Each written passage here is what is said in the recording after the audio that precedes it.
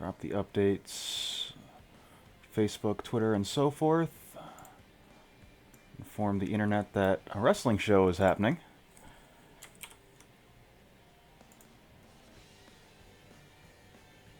Because, still not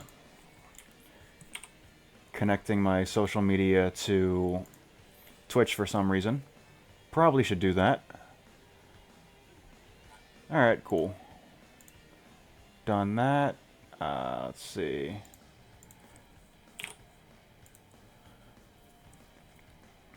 Just something happened.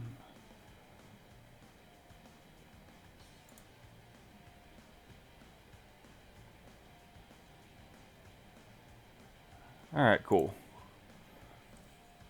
So that's all set up. Let's get into some dark match action. Go ahead and random all.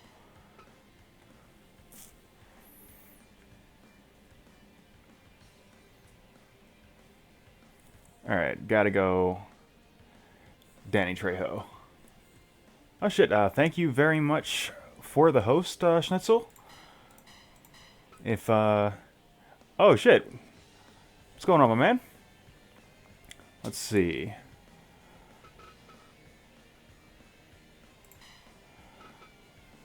So, I guess the question is, for the dark match, Makenko or Dynamite? I think I'm gonna go with Makenko, just with, my own personal familiarity with Dean Malenko's body of work. But, hey, appreciate you dropping into the stream. Far as I can tell, you're the first one here, so thanks for a ton for coming in and hanging out.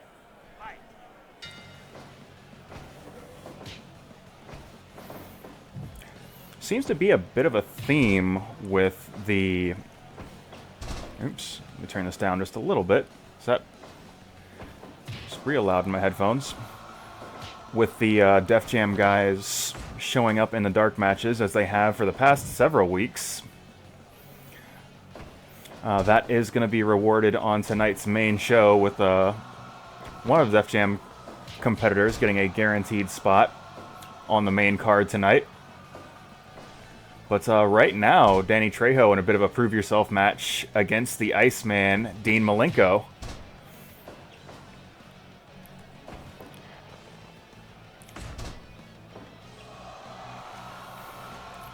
Makenko, of course, famously known as the man of 1,000 holds. He can come at you from a lot of different ways. Danny Trejo a little bit more limited. He is, of course, a power puncher with sledgehammer hands. But his punching ability is kind of the totality of his offensive output. But when you are as tough as Danny Trejo is, and when you are as strong as Danny Trejo is, you can get away with being a specialist. So we will see how that transpires in this matchup here.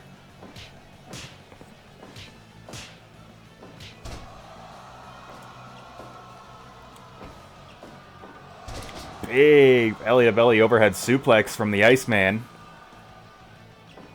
And ducks that spinning back fist, but Trejo continuing to get that offensive momentum, stomps, and then starts delivering some mounted punches to Makenko. Makenko cannot allow himself to get pinned like that. And just take that raw punching power from Danny Trejo. It looks like he's going for an early cover. That can't be enough. But it was enough to get a 2 count. Trejo shooting Makenko into the corner. But Makenko, the absolute tactician, working his way out of the corner with that headlock. And dropping a snap suplex right on the logo. And it looks like Dean Makenko is fired up here. Ooh, decides to think better of whatever he was planning on doing off the top rope. But will deliver a soccer kick directly into the back of Trejo. And once again, elbow to face, cutting off Trejo's attempt to turn things around. Roll up, but Trejo able to get to the ropes. And now it's Danny Trejo shutting out Makenko's offensive efforts with that knee to the gut. Big kick right in the head. Trejo getting 2.9 off of that. Like, it really doesn't seem like Makenko has gotten a lot of momentum here. Trejo's strategy is simple, but it is very, very effective. Punch your opponent until they can't get back up. And the technician Makenko just hasn't seemed to found an answer that is just as effective at keeping Trejo on the mat, but he will go for that roll-up. Gets a count 2 out of it.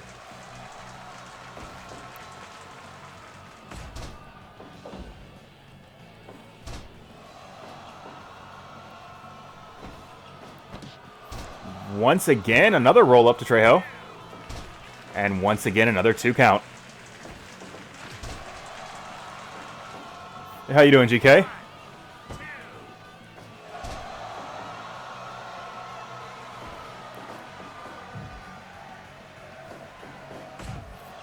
Big back elbow from Trejo, missing with the back fist, but does hit that Sobot kick right into the back of Makenko.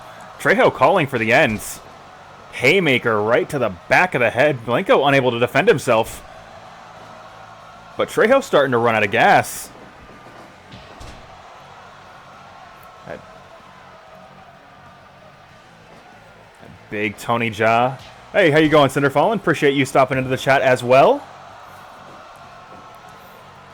Trejo once again going for the cover, and this time getting a 3 count fall, proving once again that the cast of Def Jam Fight for New York is a force to be reckoned with, and that is why we are going to see a competitor from Fight for New York on the main show tonight, as they have long since deserved that. And a very nice evaluation from Big Dave.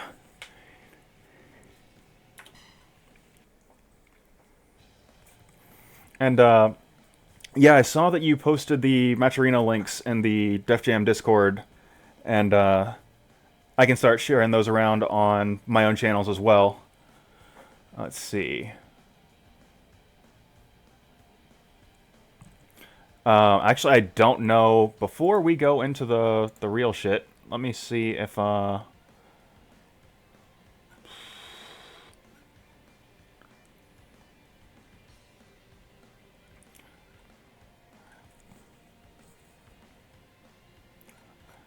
I don't think I have the ability to post links for general chat.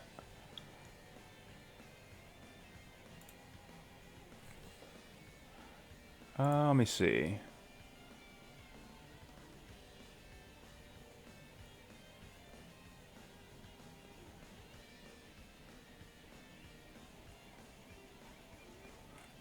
Although I think if you did post it, I can see that TwitchBot is going to yell at you, and then I can just make that visible, I think is how that's going to work. Could be wrong. Alright, well, we are going into another week of Blake's House Professional Wrestling. We've got a lot in store for you tonight. Let's see. Oh, let me see what...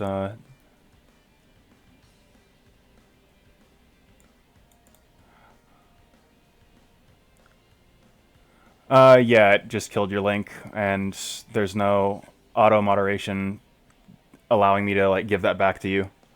That is something I will fix for the next show, because I just don't want to be fiddling with options right now. Because, yeah, I definitely intend to do some more promotion for the Fight for New York tournament on my own channel, as people are actually watching my show, which I'm extremely happy about, and can kind of use that as a vehicle to promote the Fight for New York tournament at CEO this year. But, yeah, let me go ahead and get back into my opening scroll, as it were. So, welcome to another episode of Blake's House Professional Wrestling. We've got a lot of great matches in store for you tonight. This will be the conclusion of the group phase of the Shoot League. Of course, the C block has already been decided, but A, B, and D block are very hotly contested. Let's see here. Oh, shit. Did I, Oh, son of a bitch. I don't think I, yeah, I didn't make a thing for that. You know what? Let's call an audible here.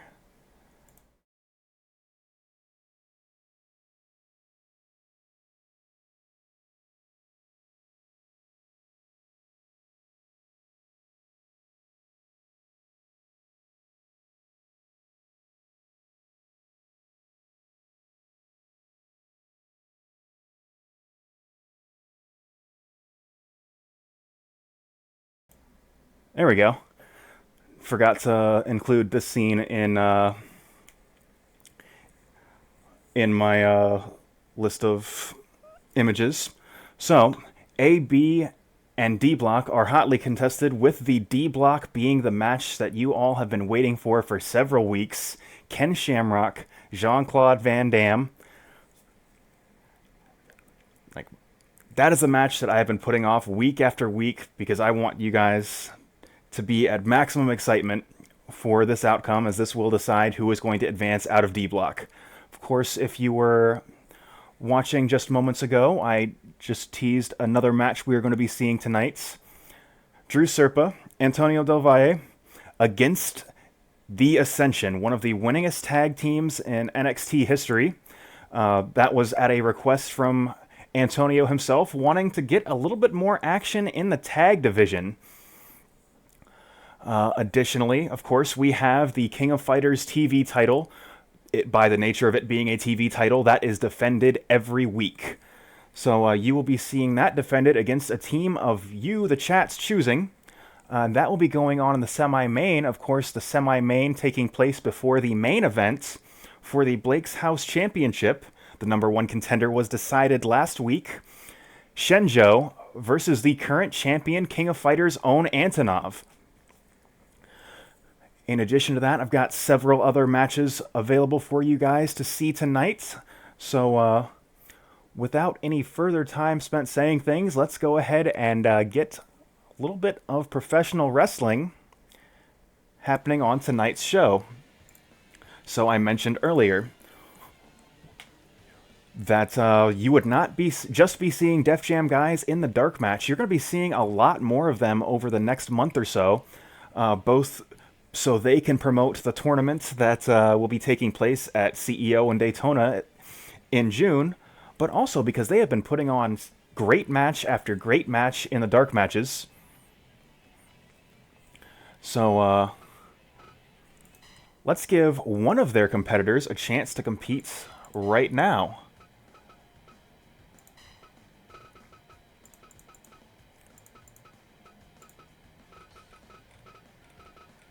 So this was teased last week, but we are going to go over to the cast of Tepu and get Ringi Cordeiro a chance to compete, as she missed the sign-ups to the Shoot League, and I am sure she very much would have wanted to compete. So she's going to be going into some mixed martial arts action against Crazy Legs, the B-boy from New York. And we will see if his extremely educated feet will be able to withstand the grappling ability of Ringi Cordeiro of the Cordeiro Mixed Martial Arts Dynasty. So let's get into that match right now.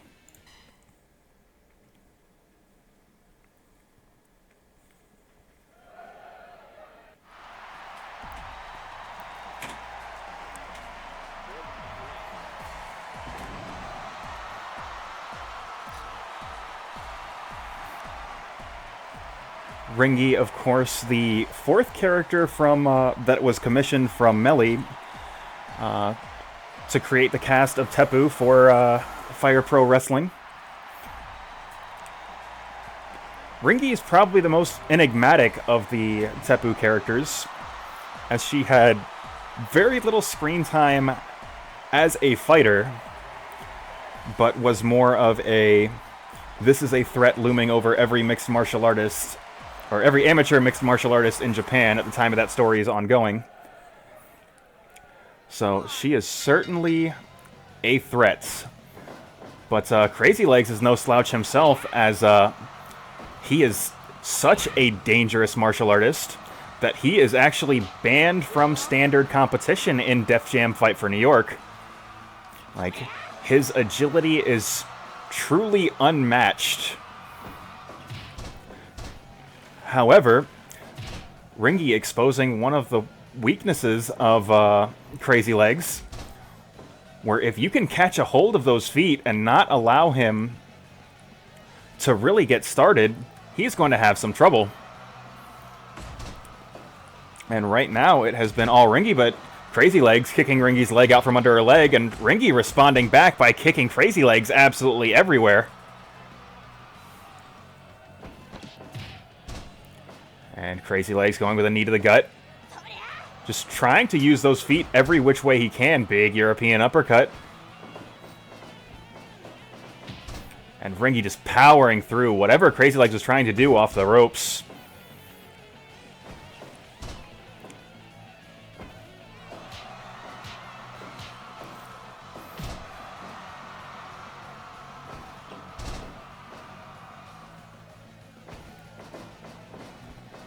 Oh, GK, the same thing happened to you, and I was going to go over with you after the show. But apparently there was a... No, I did not. There was a Terms of Service update that I think you need to accept, because I now can't see any of your wrestlers. And yeah, Nick tried to fix that with his, and it wasn't working for him. But it wasn't somebody we needed today. So we'll cross that bridge when we get to it. Ooh, big rock bottom from Crazy Legs. One of his signature holds. But Ringi going back to that patented strike combination, just dropping Crazy Legs to the mat. I'd say if there is one major weakness Crazy Legs has, is he is not a particularly durable fighter. These repeated strikes from Ringi have to be eating at him and taking away his ability to be effective in this contest. Ooh, big Tony Jaa from Ringi. And an absolutely gorgeous falling fist falling right on the forehead of Crazy Legs. And Ringi going to mounted knees to the back of the head. Crazy Legs refusing to tap out. He's going to carry on. Ringi going with a huge scissor kick and once again kicking square into the chest. Big palm strike from Crazy Legs.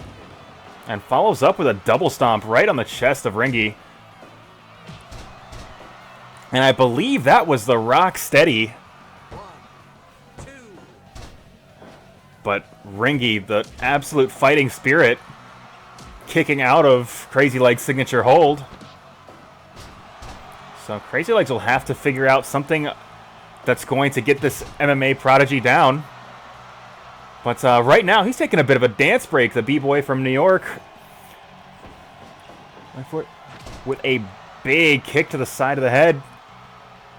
But Ringi able to shake that dizzy a little bit before Crazy Legs was able to follow up.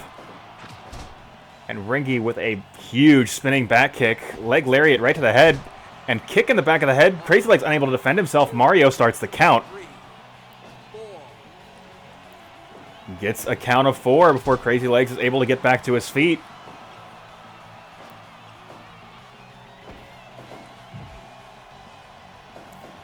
Once again, big knee strike to the chest. But Crazy Legs, once again, with that twisting bottom drop. Crazy Legs will not give up. That could be to his own detriment, as being in the ring with Ringi is absolutely a chore, and he is once again down for the count after that strike combination, but looks like he's starting to get back to his feet. Can he beat Mario's count? 8, 9. He is able to beat the count at 9, kicks Ringi's leg out from under her leg. It looks like he was going for another double stomp, but Ringi scrambles to her feet before he's able to do so.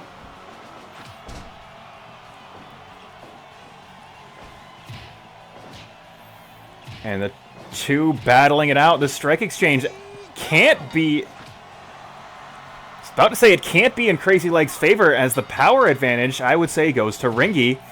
And here, huge scissor kick. Mario's going to start another count at the start of the second round. 3, 4. But I suppose after the break gave Crazy Legs a bit more time to recover, as he was down for a count of 9 in the previous round, but able to get up at 4 this time. So Ringi will once again go to the scissor kick, but this time not allowing Mario to make a count.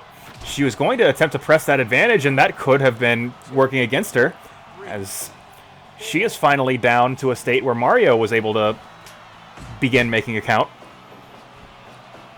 Crazy Legs once again going to that patented double stomp, but that punch just finding its mark square in the face of Crazy Legs as he crumples to the floor. And Ringi kicking Crazy legs out from under his legs. Possibly targeting the one most important aspect of his offensive strategy. Crazy Legs now going up top. Backflip and double stomp, and now Mario will start a count.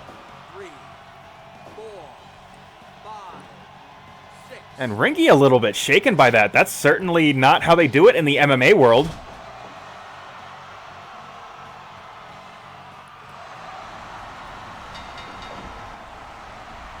And Crazy Legs, literally too good for organized competition in Def Jam Fight for New York, showcasing his offensive abilities in the Fire Pro Wrestling world.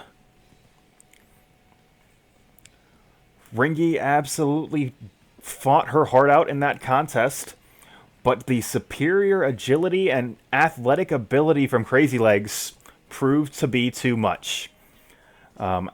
As I said at the open of the show, this is not going to be the last time you see a Def Jam Fight for New York competitor in a Blake's House ring. I'm sure you will be seeing another one tonight and some more over the rest of this month.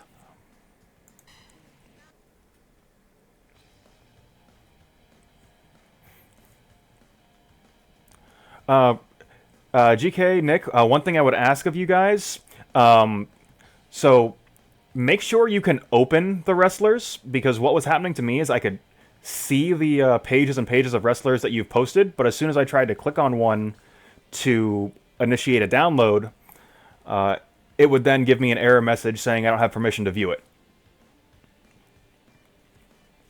But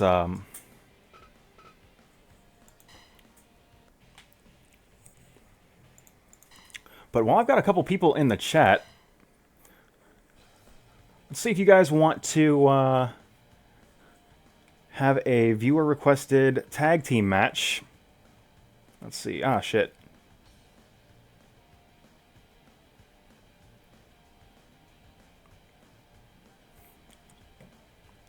Yeah, that is what has been messing. Like, as far as I know, there is a terms of service update that you need to accept, because people were trying to download my characters, and then I accepted the new terms of service, and then they were able to access my characters.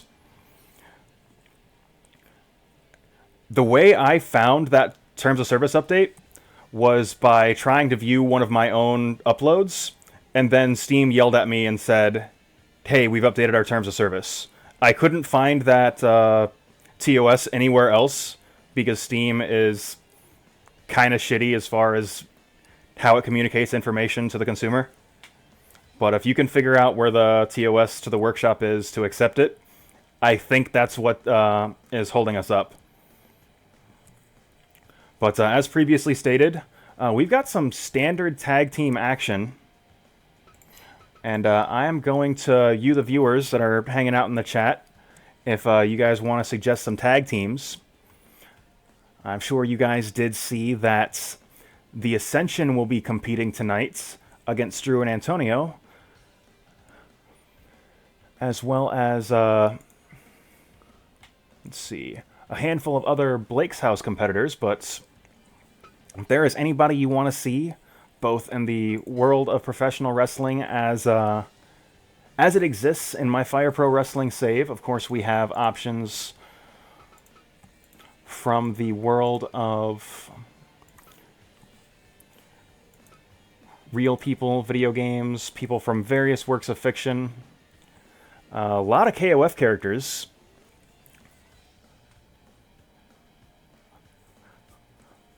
Alright, Sloth, I think I can oblige. I want to say I have Mecha Mummy in the DDT, and I appreciate you stopping by.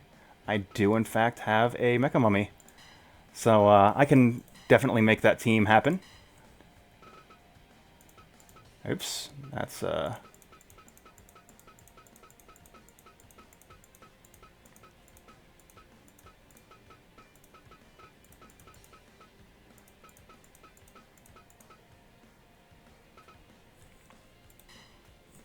Alright, so that should fix my ability to see your wrestlers. So on next week's show, I will have them on the have them on my save. So we have a team of Mecha Mummy and Minoru Suzuki. If you guys want to suggest an opposing team, that would be fantastic. In the meantime, GK has kind of made me aware that this was turned off at some point in an update, and that is why teams were not making cutoffs for pinfalls and submissions. So our tag team matches are going to certainly be a lot more interesting moving forward.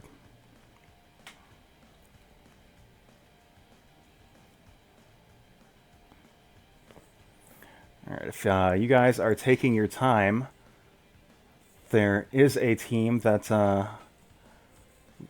let's see.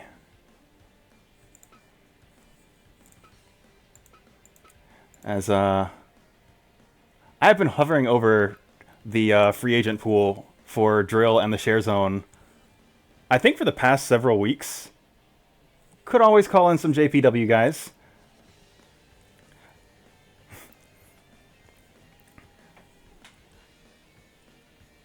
However, I think that would kind of spoil the segment we've got later on in the show. Is in fact vacant. We got but of course we do have some real wrestlers.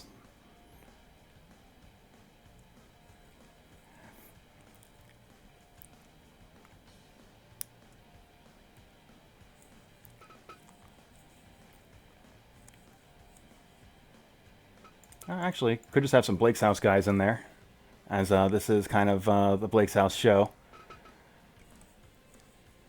I think I'm going to make that happen as they're taking your time a little bit. Let's see, where is Brandon?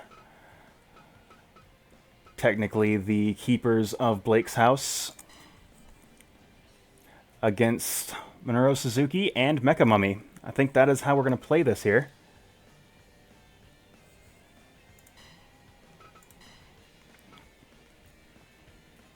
And they're also two guys that aren't currently in an angle, so if they showed up in some tag team action tonight, that would probably be worthwhile.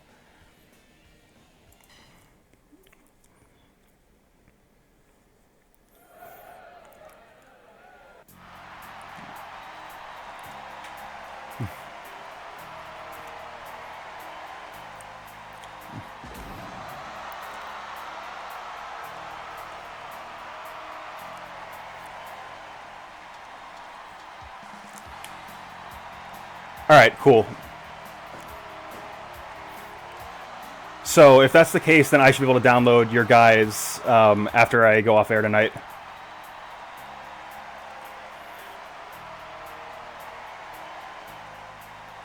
I think that was just a random update that broke some stuff. So, Suzuki, of course, somebody that you guys have seen several times on Blake's House TV. He's been a competitor in the Shoot League, as well as having handful of matchups in standard professional wrestling action. Mecha Mummy is a new competitor, at least on the Blake's House stage. But I feel like the name kind of says what it does what it says. He is a robot that fought Suzuki on several occasions in Japan. And right now, he is fighting Blake of Blake's House fame in some tag team action, and Blake starting to drag his elbow across the skull of Mecha Mummy. And looked like Mecha Mummy was considering going to the blue Gatorade corner, but elects to stay in this contest.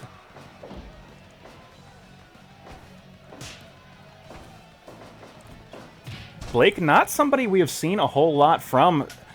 Sort of the same with Brandon. We've seen them both in some singles and tag team tournaments, but had very limited interactions with them actually on Blake's House TV proper. But it looks like it is going to be Brandon squaring off with Suzuki.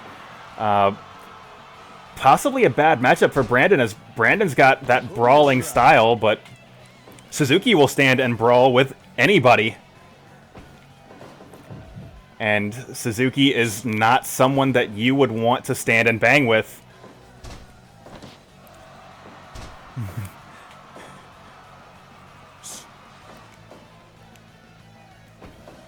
As what we know as the strong style of professional wrestling, Suzuki certainly exemplifies that with vicious chops and elbows. But is also just a rock-solid technician. Brandon kicking Suzuki's leg out from under his leg, allowing Blake up. Attempted to allow Blake to prevent Suzuki from making the tag, but Blake crashing to the floor with that double suplex.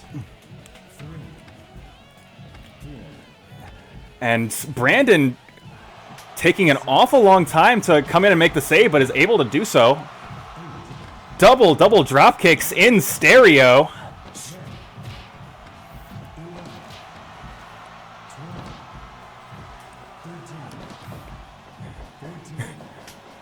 And Mecha Mummy now going with a kendo stick, but is disarmed by Blake before catching a punch to the gut.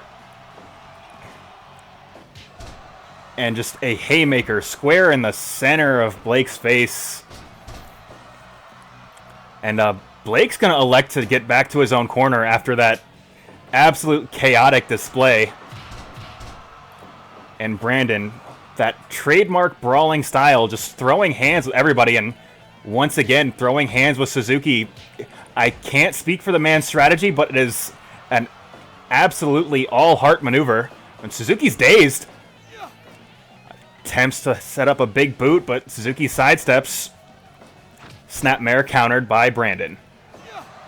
And Brandon locks on his signature hold, the spinning toe hold, but Suzuki powers out of it. And Brandon walking Suzuki to the orange Gatorade corner. And hits a huge rolling lariat right on the logo.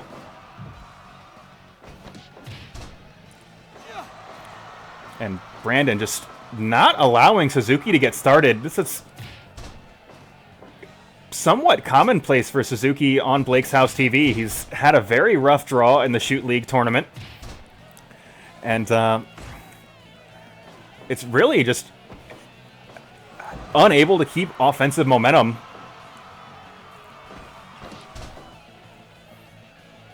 And I guess possibly reading the room, elects to go back to his own corner and see if Mecha Mummy can get things going for his team in a way that he couldn't, but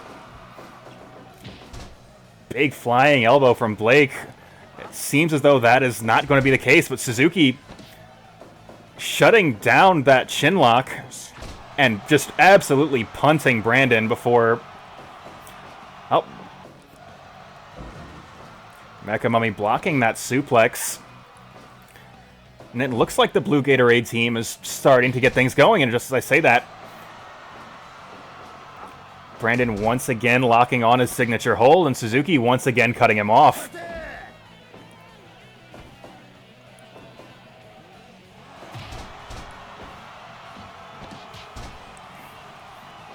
And it looks like Brandon wants to go back to his own corner. I think he's had enough of Suzuki's antics. And going high and low, hitting Mecha Mummy with the unblockable. And Blake going with that big Frankensteiner, but he is extremely close to the Blue Gatorade corner.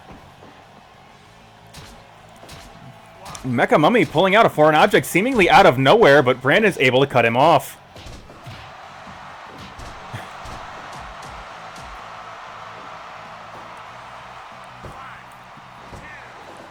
Say Brandon had enough, just absolutely punishing Suzuki with that combination of strikes, but neither Suzuki nor Brandon were the legal man.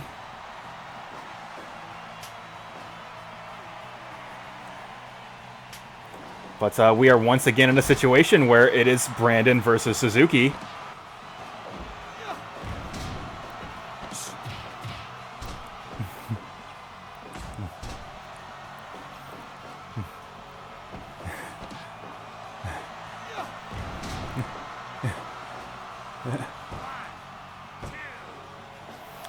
2.9. It seems like Brandon's got Suzuki's number at this point in the match, but Mecha Mummy is the X factor.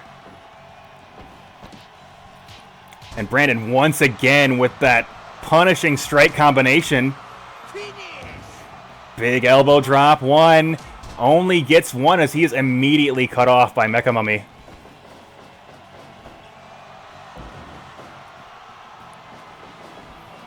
And it just seems like the Orange Gatorade team does not have an answer to Mecha Mummy's interference. I've got to say that may be partly to the strategy of Suzuki, as he has managed to keep the fight near his own corner for most of the match. And that just speaks to his experience as a veteran of the wrestling business. It looks like Brandon is tagging back to Blake, and it's once again going to be Blake versus Mecha Mummy as Brandon is dumpstered out onto the floor.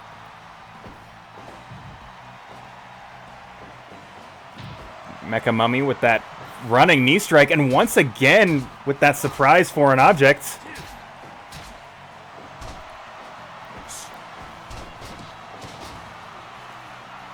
Blake going up top, hitting that frog splash in honor of his Uncle Eddie. And a big Pele kick, but once again, this fight is just too close to the blue Gatorade corner.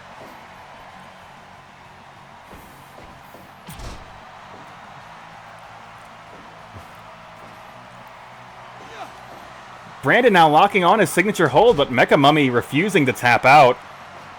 And now it's Suzuki locking on a knee bar.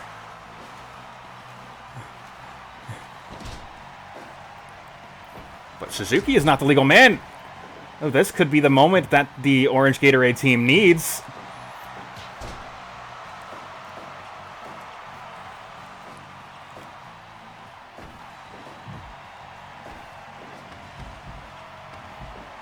And it looks like it is going to be another scramble on the outside.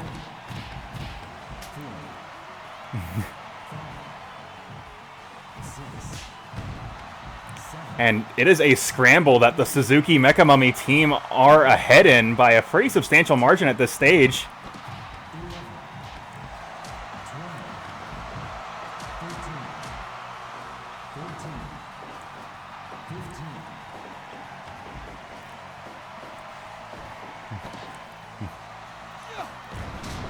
Another... That's gotta be it. Suzuki's not gonna be able to get to that in time. And Blake and Brandon, the very literal keepers of Blake's house, winning against Suzuki and Mecha Mummy. And apologies for not addressing a handful of new handful of new people in the chat as I was trying to call this match. I did not get a chance to see AEW's show. I heard it was excellent, and at some point plan on tuning into that.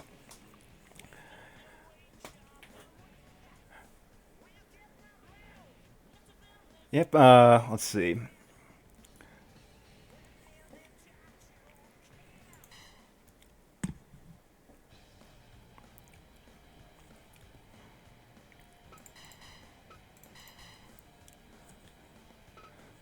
So, I think you guys have been following the last couple of weeks. COLBY has been on excursion in Japan, kind of training with his partners out there. Look, I was not able to download the new ring mat before I went live. The new ring mat will be on next week's show. And that is partially on me for not communicating to you that I was home, but also you could have just sent the ring mat.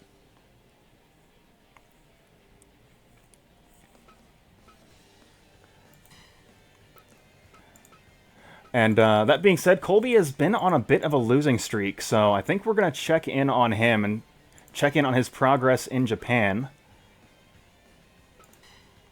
Let's see, of course, Kojima has been kind enough to let us use his wrestling ring. And I think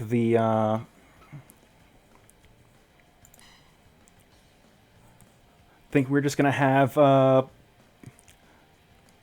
me have a bit of a tune-up match with Colby, as I've been out of in-ring action for quite some time.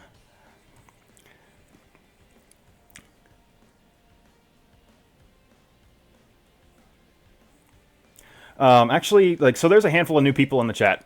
If there is stuff you want me to use on my save, go ahead and whisper that to me, because I will absolutely forget about it as chat scrolls by.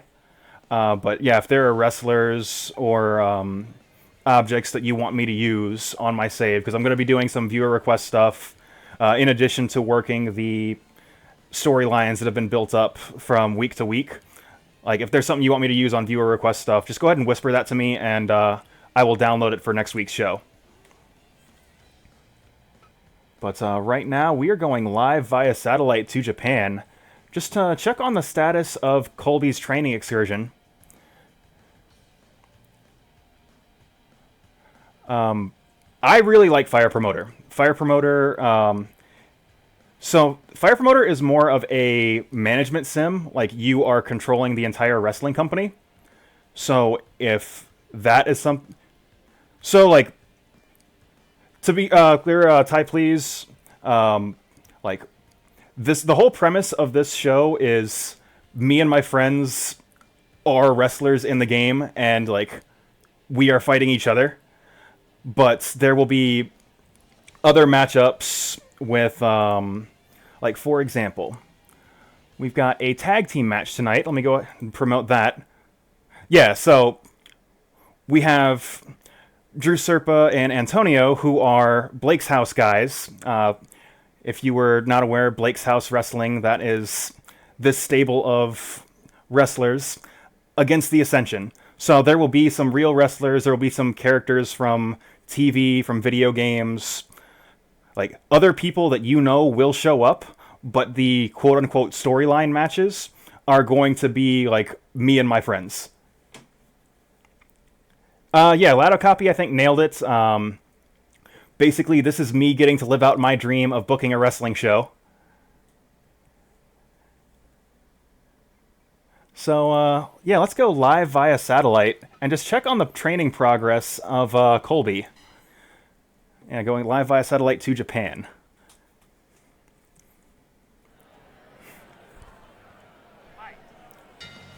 Of course, we are going to... Satoshi Kojima has allowed us to use his wrestling ring, which was extremely kind of him, as we were able to book a venue in Japan to put on this match. So Princler, somebody that we have not seen in quite some time, basically since the tag team tournament. So this will be a bit of a tune-up match for him. But Colby, on his training excursion in Japan, you saw him lose in the last couple of weeks of competition. Last week with him fighting Kojima himself.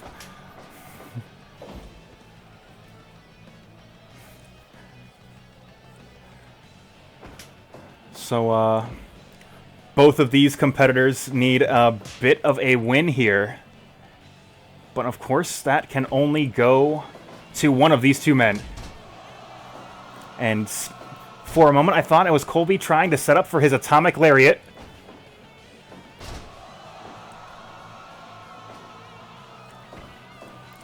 As that is...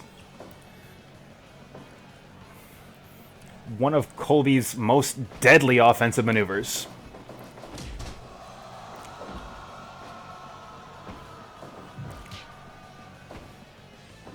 Yeah, Colby is shoot in Japan.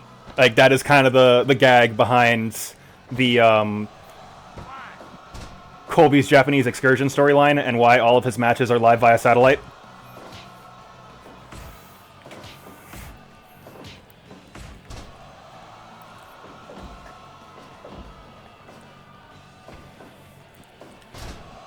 Princler with a big snap suplex right into the corner turnbuckle.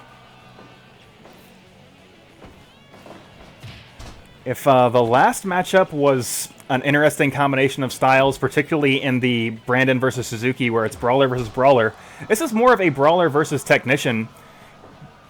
can the superior wrestling ability of Princler outmaneuver the raw power that is COLBY? And that will be a very tall ask, as that Atomic Lariat can come out of nowhere and can very easily end matches. But right now, Princler seems to be ahead of it, as COLBY just peppers Princler with jabs, and Princler locks on the crossface. Fans, of course, surprised to see the crossface.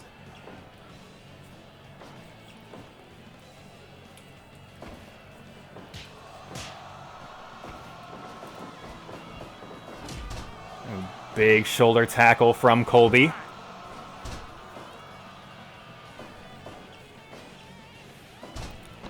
Princler once again going to the crossface, trying to work the shoulder of COLBY, possibly take away some of that power from that Atomic Lariat. But COLBY showcasing that his shoulder is not too severely injured, but COLBY struggling to get that top turnbuckle, and that allowed Princler to get back to his feet. Stroke of Midnight right on the logo, but both men down. COLBY to his feet first. COLBY a little bit dazed after that exchange. COLBY once again unable to climb that corner turnbuckle. And Princler locks on the crossface.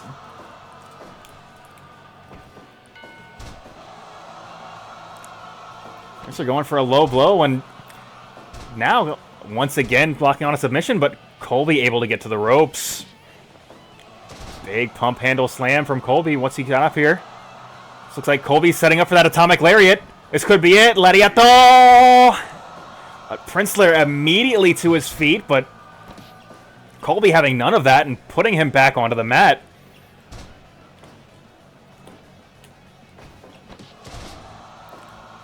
A big neck breaker. Princler following up with something. Another neck breaker. But COLBY to his feet before Princler could extend that offense any further, and once again just pounded with jabs. COLBY once again. Pump handle slam. Goes for the cover. Only gets two. Another big neck breaker. Princler goes for the cover again. Once again, only two.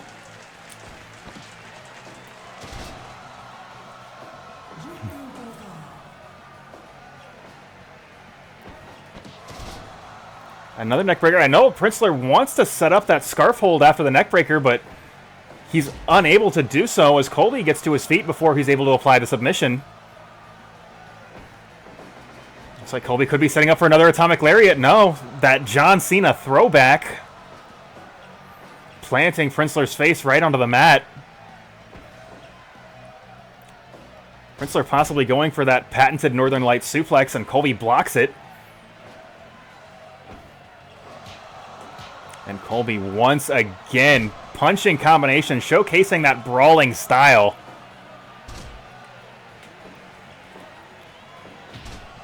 And then another big lariat. Not quite an Atomic Lariat, but a powerhouse lariat all the same.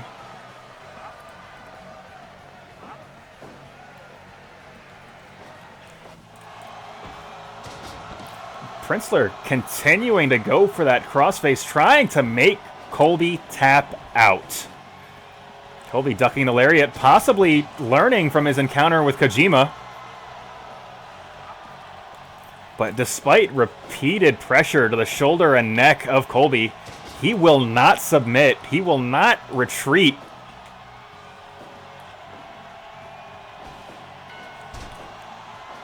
But he is looking a bit gassed in this contest. Ooh, big knee bar.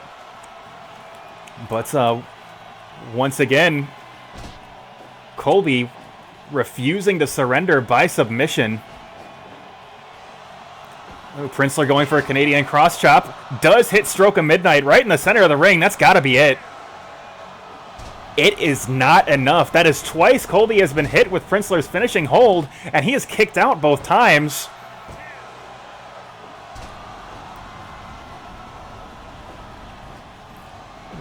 COLBY going for that rolling elbow, unable to hit it.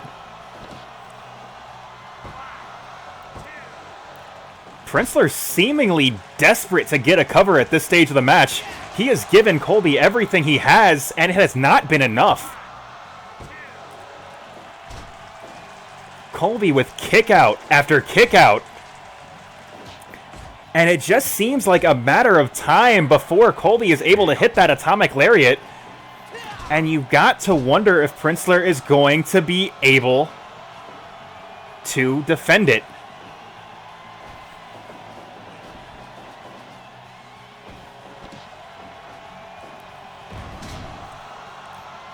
Big pump handle slam from COLBY. And that is another 2.9. COLBY shooting Princler into the ropes. Kick square into the stomach. COLBY could be going for the atomic lariat. It looks like he is letting it. Oh! 1, 2, 3 count fall.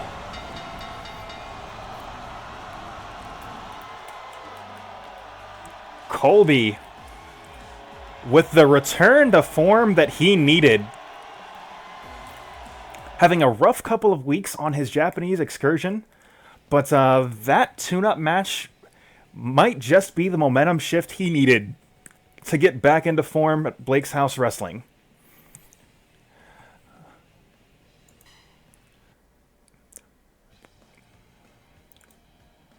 And I believe there is something going on backstage. It appears that Antonio and Drew are preparing for their match. Let's go ahead and cut to the back really quick and see if we can catch up with them before their match starts.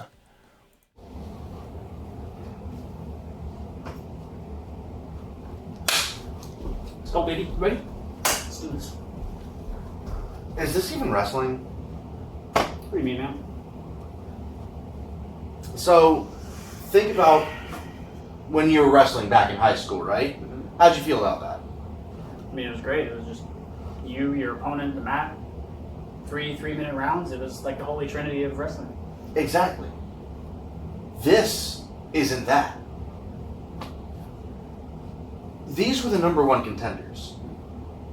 But Matt and David aren't even wrestling. David can't get into a straight fight without bringing some sort of weapon. And Matt used to wrestle, but he forgot all of that just to grab everybody's dick. I mean, sometimes that just happens. You can't like. This isn't accidental. These are all just gimmicks. Like, even our opponents tonight are just Legion of Doom ripoffs. Aren't you kind of rip off of Okay. You don't get it. I'm not trying to be a video game character. I just like the aesthetic. Okay. Alright? Yeah, alright. You know, whatever you say. You know I'm all about it. Let's just handle these clowns tonight, and then we will worry about that later. Alright. Let's get out of here. And that match is coming up right now.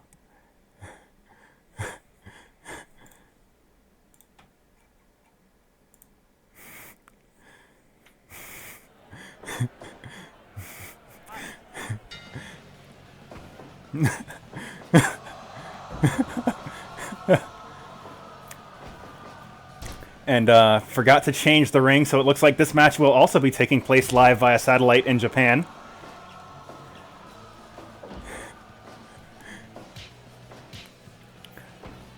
So, of course, we saw last week Drew putting forth his excellent amateur wrestling background to good use, defeating Brad Chad in singles competition. Antonio specifically requested this match as he wanted to break into the tag team division with Drew and challenge for Sterling and Warzala's titles. Let's see. Of course, Sterling and Warzala have been on a bit of a break as they defeated the #1 contenders, they defeated the #1 contenders, David and Matt, a couple weeks ago. And there is no clear #1 contender yet.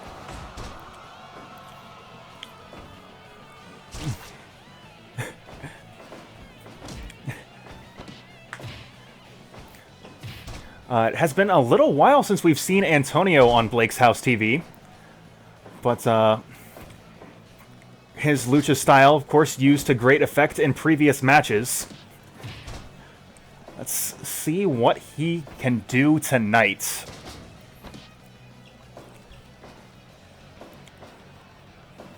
The Ascension don't really need a lot of introduction. Of course, they have had a legendary run in WWE's NXT program, and certainly fitting competition for Drew and Antonio tonight. Let's see. I believe Connor was recently tagged in, Drew as well. Yeah, it will be Connor and Drew. Big double leg takedown from Drew, but he is pushed off by Connor. Drew, big suplex. Of course, that amateur wrestling background of Drew's is going to allow him to kind of control the positioning of his opponents, and that is certainly what he's going to be setting out to do here. And Drew, excellent strategy, able to catch the ropes and avoid whatever offensive maneuver his opponent was trying to perform. Big slam pulling his opponent away from the ropes. And it looks like it's going to be Antonio and Victor, the two legal men in this contest. It looks like Antonio is going for a bit of a double leg there, possibly taking after his partner's amateur wrestling background. Trying to figure out how this team fits together. This will be the first team that Drew and Antonio have tagged together. And Antonio asking Ken Shamrock. Ooh, big boot from Victor. Looks like the Ascension, big double suplex into their own corner. And now Connor locking on that chin lock. And Antonio wants no more of that. He's going to go back to his own corner and try and think things through a little bit further here. Ooh, that double leg blocked. And Drew being retaliated against with those repeated punches.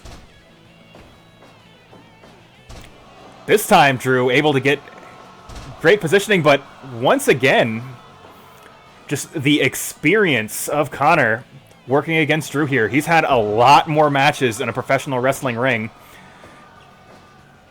and is not allowing Drew to control the pace of this match. Big European uppercut. And it looks like Drew's going to go back to his own corner. And Connor as well. Two fresh competitors in this match. And thus far, it has been a very strong showing from the Ascension. But that is to be expected from this legendary tag team. Big face rake. And once again, possibly trying to pull the mask off of Antonio here. And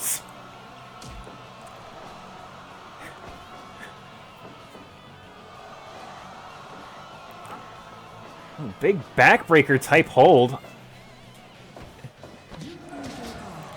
And Antonio responding back with that Rana. And big rolling guillotine.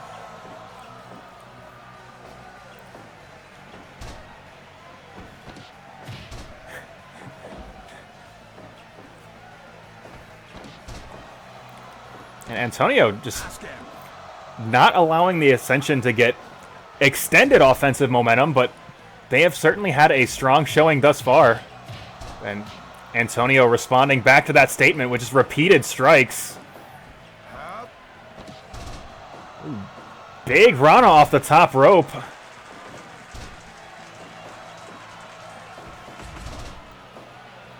Antonio not wanting to take any more of this double team, going to his own corner, possibly trying to set up a double team situation of his own, but he is unable to do so.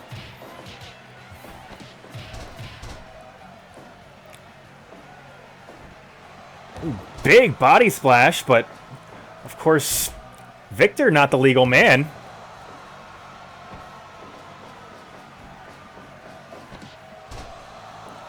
Ooh, big flapjack from Connor. And Connor setting up for something, but Drew able to scramble to his feet first.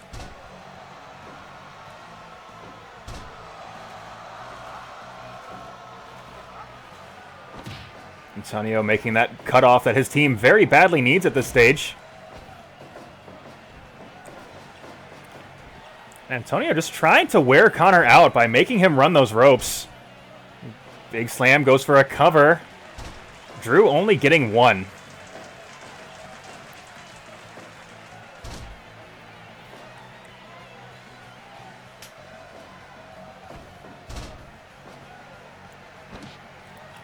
Like Antonio is going up top, but a little bit of miscommunication from this new team. As Drew elected to lock on a hold before Antonio was able to continue that offensive effort any further. The Ascension, predictably the more coordinated team in this match. Ooh, big double leg from Drew, and this time he is able to get that scarf hold.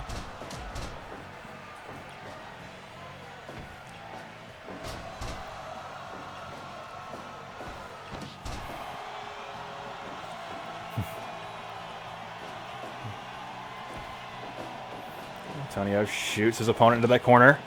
Big pop-up cutter. But Victor immediately to his feet and back to his own corner.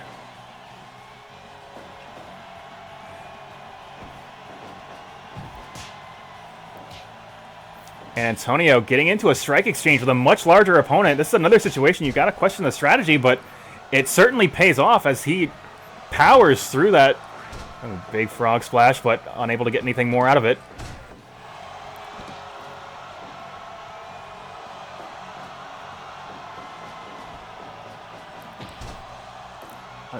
Massive lariat from Connor, but Antonio just rolling through and getting back to his own corner. Drew like cutting Connor off, but Connor just slamming Drew down to the floor, and now it is 2-on-1 in the middle of the ring. Antonio is somewhat defenseless. Drew coming in to make the save, but unable to do so.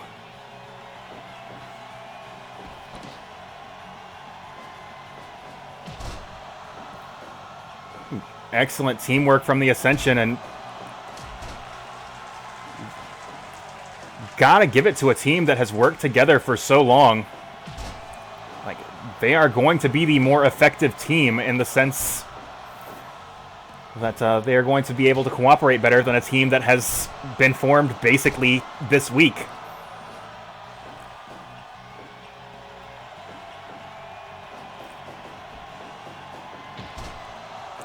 Massive lariat from Victor, and Drew going back to his own corner, tagging Antonio back into the match. STO and sweep.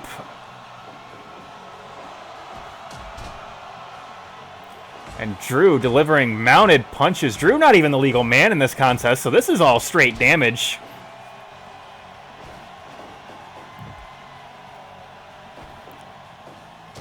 Antonio possibly setting up in the high bread district.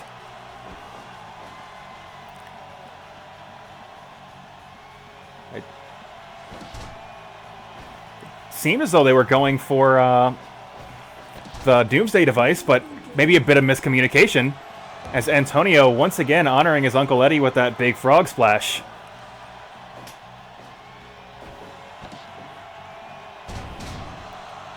Antonio with that big Shiranui.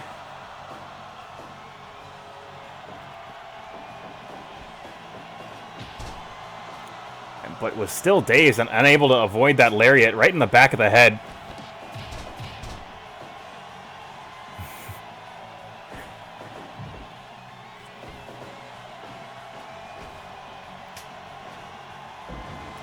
Big gory bomb from Antonio. Drew setting his opponent up in his own corner.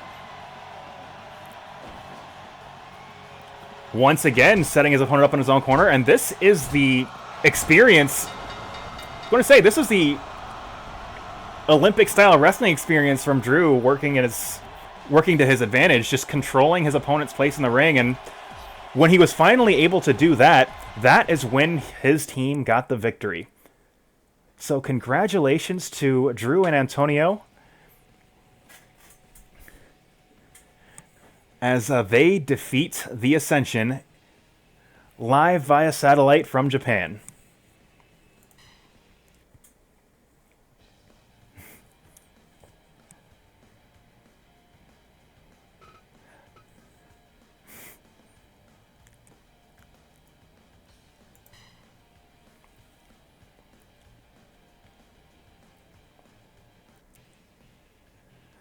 So, no balls grabbed in that match. However, I'm sure their opponents, Matt and David, or the subject of their segment earlier on in tonight's show, Matt and David, are going to have something to say about that. But let's go into some Battle Royal action. Of course, we have one of the most well-known segments on Blake's House Professional Wrestling. We have the Maglo Open Challenge, and Maglo's opponents in the Maglo Challenge is almost always decided by the winner of a Battle Royal. So let's go ahead and figure out who's going to be in that Battle Royal right now.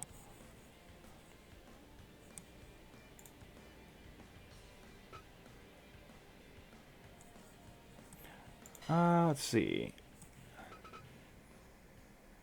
Let's go over the top rope Battle Royal. Of course, the perennial Battle Royal competitor. It's gonna have to be Terrell. Let's go ahead and get, let's see.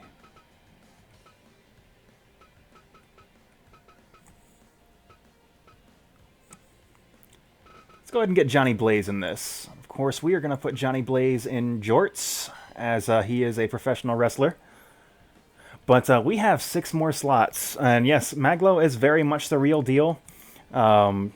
This is no bullshit. Like, he has performed musically, I think, in a handful of different states at this point. Like, he is a legit good musician. But yeah, we got 6 more slots for the over-the-top rope Battle Royal.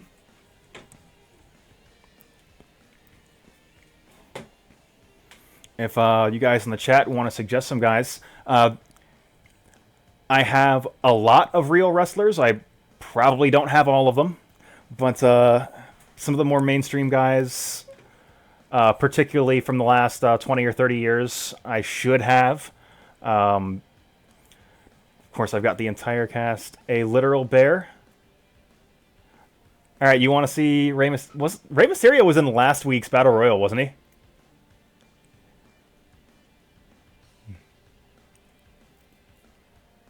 You know what? We'll go ahead and put the bear in. I know. I almost certainly have a Janela. I don't know where I would have a Janela. Because, like, basically everything that is not the last 30 years of WWE are, like, super disorganized and in the wrong place. I'll look for Janela next. I see somebody is asking for a Matt Knapp.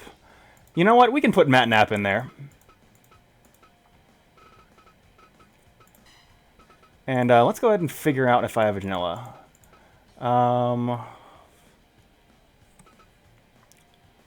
Would he be in US Indie, or would he be in fucking somewhere weird? I know it's in one of, like, the fucking super small feds. Because, like, all my shit's... Like, let's see...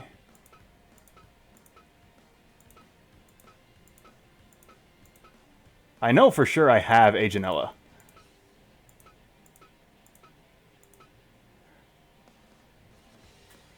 Oh, there he is. Yep, USND. You know what? I can go ahead and... Now, Twitch.tv user Gatekeeper24, are you asking for the character the Gatekeeper, or are you asking for JB3?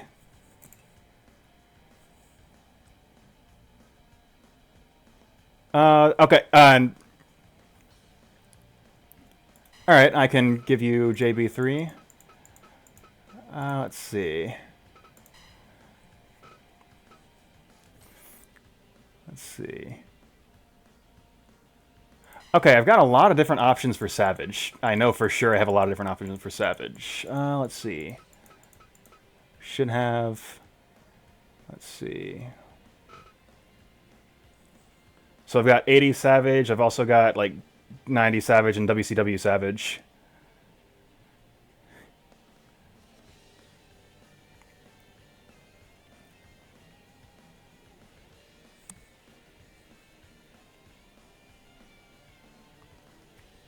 WCW Savage? Alright, I can make that happen.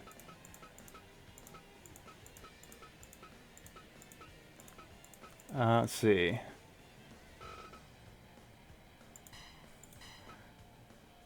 Actually, I remember somebody on either last week or the week before's show, they were asking for a wrestler that would shock the world. So I think we're going to put in the Shockmaster.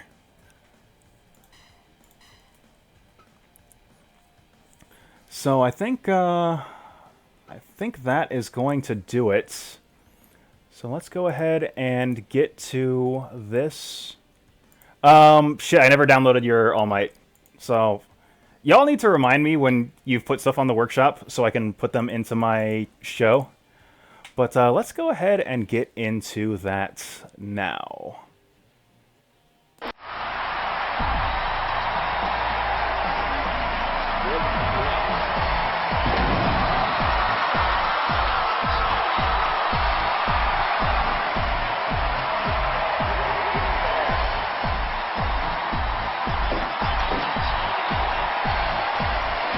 Hello, Blake's House wrestling fans.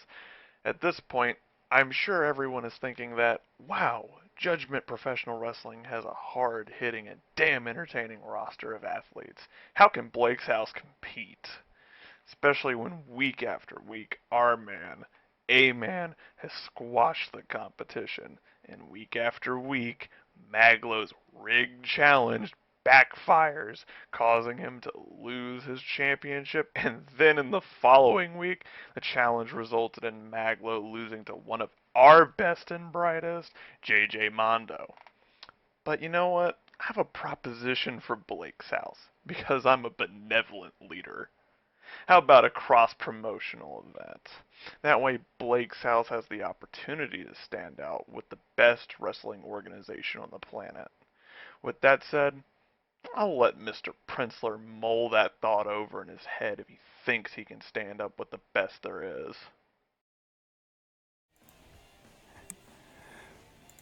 So some extremely bold claims from the big boss of Judgment Pro Wrestling, JB3.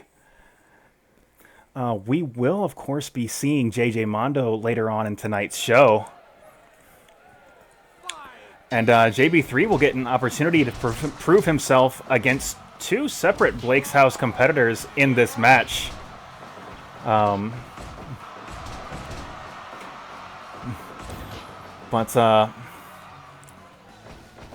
Believe we will have to get a response back from Princler at some points on next week's show, as Princler has been wrestling, or was wrestling in Japan this week. And yeah, that is correct. You know, at this point in the match, it is absolute chaos. Attempting to call what's going on is prohibitively difficult. Yeah, so Gatekeeper in the chat is the head of Judgment Pro Wrestling. Troll Wizard in the chat is the head of Nick's Wrestling Organization, which you'll be seeing a lot more of once the Shoot Fight League wraps up. And then Blake's House is the native, is the home promotion. But, yeah, you will be seeing a handful of Shoot Fight matches tonight. We are wrapping up the Shooter League, where mixed martial artists from all walks of life have been competing to win the inaugural Shoot Championship.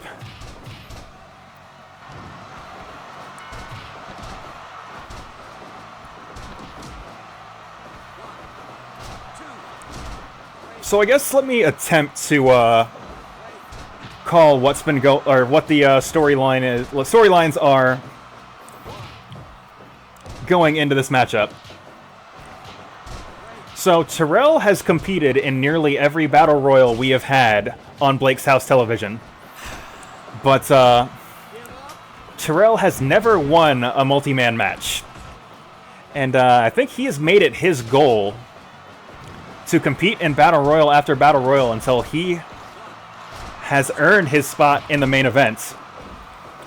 Of course, Matthew Knapp in the blue tank top was the wrestler that Antonio was referring to in his promo the innovator of dick-based offense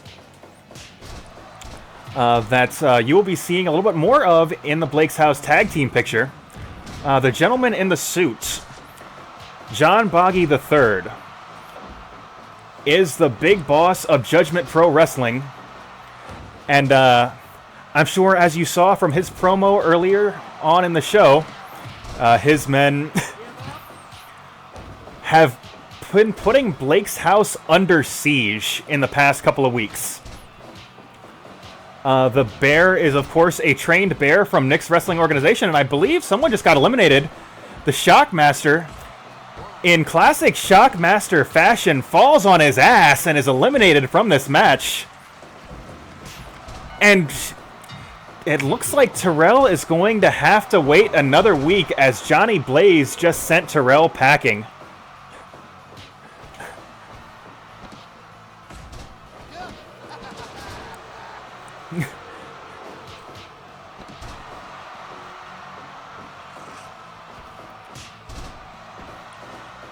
I think the rest of the competitors in this match don't need a lot of further introduction. Of course, Joey Janela is... I don't know if you could call him a legend on the U.S. independent circuit, but he is certainly one of the best-known names. Randy Savage, particularly late 90s, early 2000s Savage, was a force on the WCW roster. And Johnny Blaze, of course, the top star of D-Mob's fight promotion. Probably to D-Mob's own detriment, as he had better fighters on his own promotion. Are all competing in this match to challenge Maglo.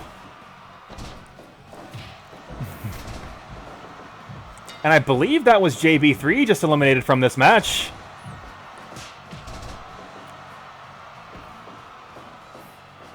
Now, that will not be the only time you see Judgment Pro Wrestling on tonight's show, as JJ Mondo, who did defeat Maglo on last week's show, will be getting another showcase spot on tonight's event. Ooh, big sledgehammer hands from the bear.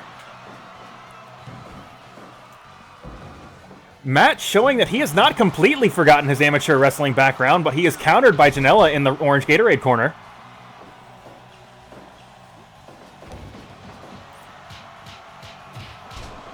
And that trained bear just absolutely punishing Matthew Knapp. This bear is just putting in work on anyone and everyone it can get his claws on.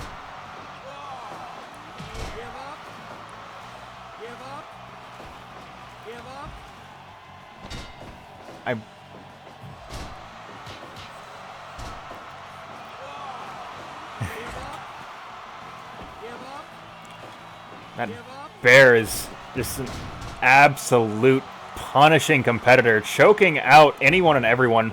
But Matthew Knapp attempting and successfully out-wrestling this bear and locking on that Kimura. But that took everything he had. And Savage is going to capitalize as Savage and Janela change dance partners.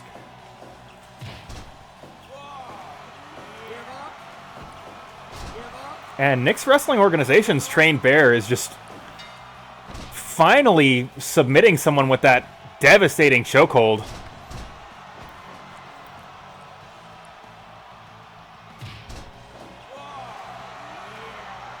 And the bear will once again gain a submission elimination.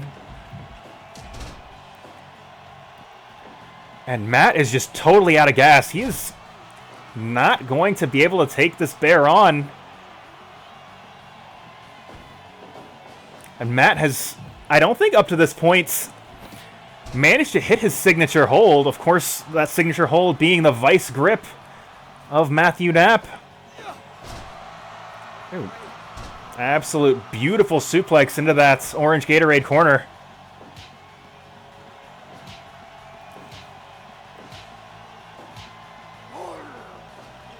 Rolling lariat, or rolling elbow rather. And this time that suplex will be right in the center of the ring. No Gatorade to protect the bear, but This has taken everything out of Matt.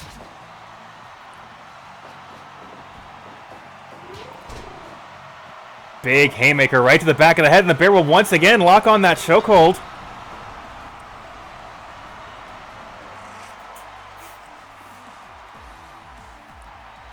And the trained bear of Nick's wrestling organization will be Maglo's opponent tonight in the Maglo Challenge. And would appear as though the bear alone had 4 submission eliminations. If there were ever a talk of a mountain to climb,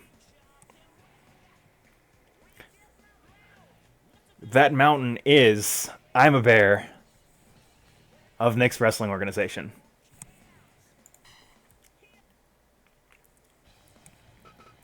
But we will have to see later on tonight how Maglo handles himself against an actual bear, as we have some fatal 4-way action coming up next. So let's go ahead and... Oops.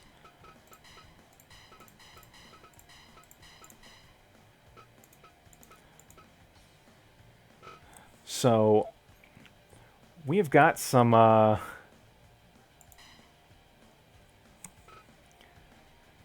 I believe this might be the first television debut of PJ King of Games. And of course, I mentioned before that match, we are going to have some more JJ Mondo. But that's going to leave a couple of open slots if you got, well, 2 open slots to be specific, for anybody you guys want to add to this match. And you know what, Nick? Like, people wanted the bear. We're like, I'm going to give him the bear. It's going to be a real rough fight for Maglo to fight an actual bear in his matchup tonight, but we'll see how he handles that. But before we get to that, let's figure out who these other A-Man and Warzala.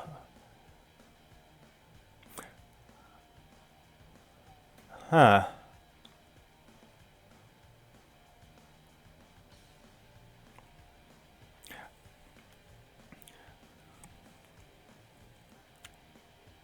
I think I'm gonna veto both of those picks, partly because like, and we're kind of going behind the curtain. We're exposing the business a little bit. The whole point. You know what? Let's go ahead. Yeah. Well, Nock Voldo's in a match tonight. Nock Voldo is defending the King of Fighters TV title. But we can get another one of your wrestlers on tonight on this show. Dick Bruiser, of course, has been a semi-regular competitor. So the reason we're going to expose the business a little bit, why I'm not going to go A-Man and Warzala. So we are currently in an invasion angle with Judgment Pro Wrestling, and the point of a gimmicky multi-man match is to where, yeah, like, the whole gimmick of the multi-man match is there's a very good chance a Blake's House guy and a Judgment Pro Wrestling guy are not going to be directly involved in the finish against one another, and that's going to set up the cross-promotion event later. So I think we're locked in on Blake's House, Judgment Pro Wrestling, and Nick's Wrestling Organization, but we do have one more spot.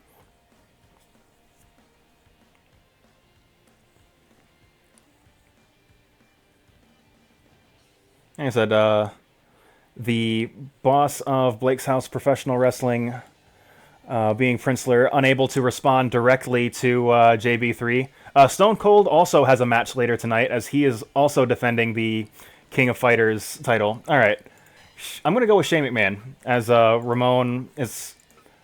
I don't know, Ramon... Yeah, well, Ramon's also a Blake's House guy. But, you know what? I can go with somebody's dad, Shane McMahon. Yeah, the KOF title is a trios title. And actually, I kind of like this a lot, because I believe all 4 of these guys have been in a Blake's House ring at one point or another.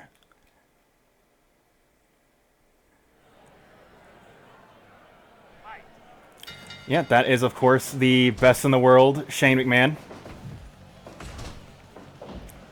So, Shane McMahon is, I think, the kind of interesting story out of the group of guys we have here. And I forgot that this was the first fall to the finish Battle Royal ring configuration.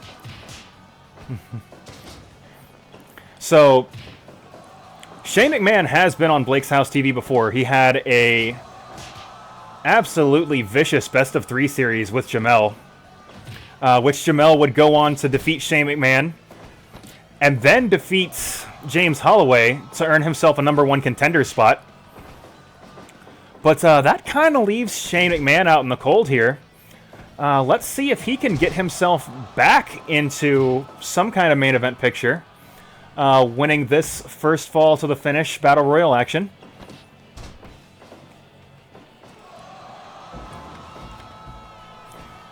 Of course, Fatal 4-Way rules. The biggest, the probably biggest strategic hang-up that somebody would have going into a Fatal 4-Way is you do not need to be directly involved in the finish of the match to lose a Fatal 4-Way. So you need to constantly have your head on a swivel. Be aware of what the other 3 men are doing in the match. But you can't lose focus on the fight in front of you, as that is a very easy way to ensure that you are involved in the decision, but not coming out as the victor. So, I believe El Idolo we saw on one of the earlier episodes of Blake's House TV.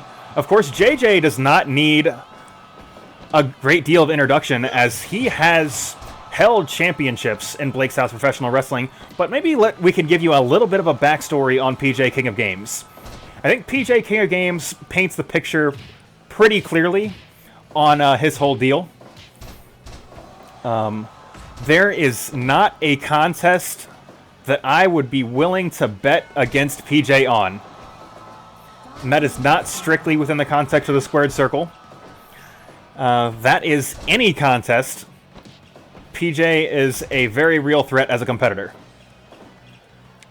Now, he is going to take that ability into the squared circle, and we're going to see how well it fares him, as he and JJ Mondo are squaring off in head-to-head competition right now. PJ running the ropes. Big dropkick right to the head of JJ. And JJ's kind of chasing PJ around the ring. Finally gets a hold of him and shoots him into the corner turnbuckle. And big double knee drop. Well, Shane McMahon and El Idolo are fighting in their own separate corner. Big diving elbow from Shane.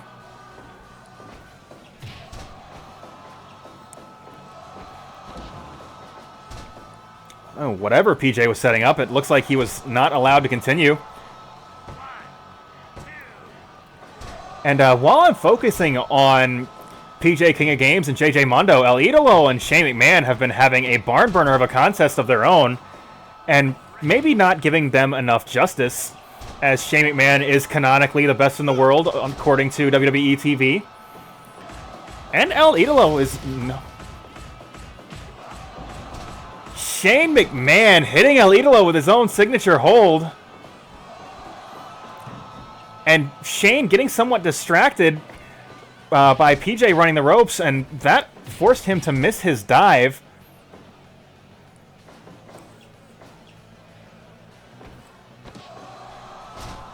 Big suplex from JJ, and now JJ seems to have a bit of a bullseye on his back.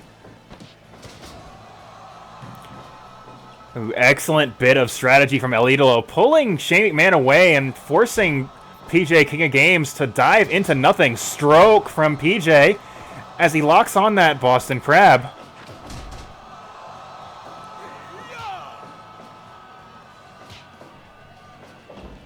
Ooh, big spinning back fist from the metal arms of JJ Mondo. Absolutely deadly. Ooh, there's that roll-up that won Shane McMahon a match against Jamel earlier on Blake's House Television. Big low blow from Shane.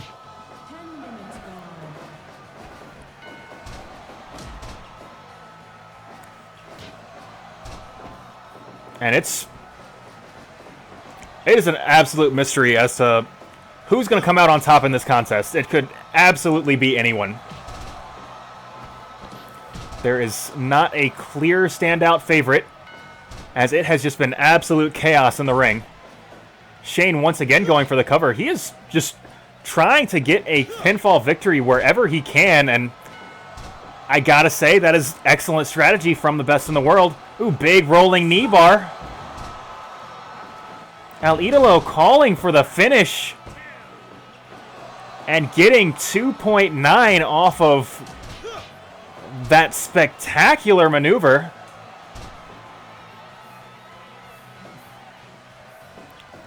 Looking like something out of Ultimate Muscle. There's Shane McMahon with that roll-up once again.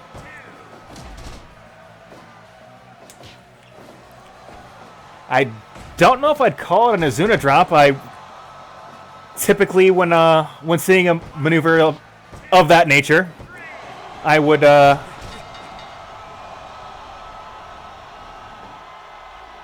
and Shane McMahon, I believe, comes out on top, pinning PJ King of Games.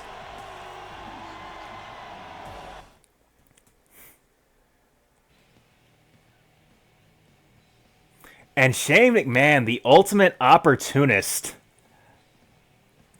where the obvious angle going into the match was going to be PJ King of Games versus JJ Mondo. But Shane McMahon absolutely steals one.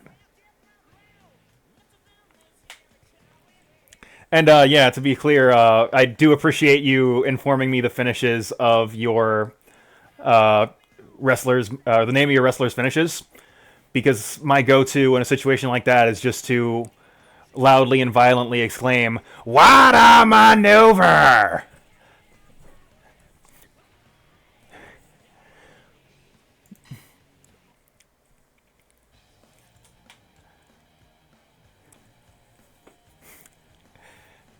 Alright, so I believe we've been building up to this for quite a bit tonight. So we have the Shoot League. Of course, the main event of tonight's Shoot League is going to be Ken Shamrock versus Jean-Claude Van Damme, but we have matches in A and B block that are win and get out of your pool. So you will not be seeing Shamrock versus Van Damme right now. However, let's go ahead and go over the Shoot League and let's see what the match you guys will be seeing.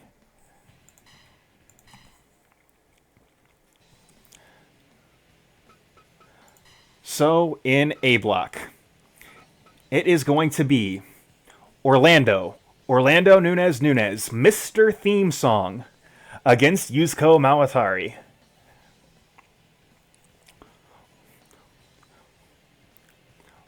Orlando needs to win this match to guarantee he gets out of A block, because I am not sure how the tiebreaker rules work in like New Japan's traditional league formats. So I'm really hoping he wins, because that way we don't have to worry about the tiebreaker rules. But Yuzko, all Yuzko can really do at this point is play the spoiler. But as we saw in C block, Dan Severin played the spoiler to Sane in getting a tie. Let's see, yeah, in getting a tie against Sane, not allowing her to get enough points to advance ahead of Eric Alpazar. The key thing about that matchup is, in head-to-head competition, Sane did defeat Alpazar, so if Dan Severin had not been saved by the bell, the C block outcome would have changed completely. But, so we already know who's advancing out of C block, but we've still got a lot to contend with in A, B, and D block. Of course, we've got Alfonso versus Willem Ruska. That will be happening later on tonight. But before we get to that, let's get to Mr. Theme Song Orlando Nunes versus Yuzko Mawatari.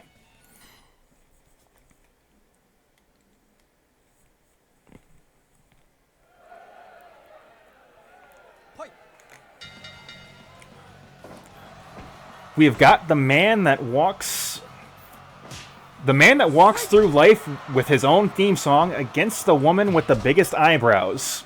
And Orlando firing off early with that RK Orlando, missing its mark, but showing that he is not messing around. He wants to win and get out of his block.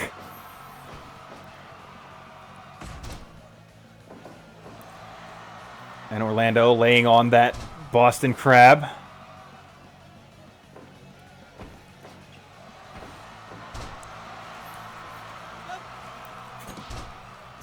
And Orlando possibly going with the strategy that we saw, I believe it was Suzuki last week employing, where he's just trying to pick apart every body part of your opponent.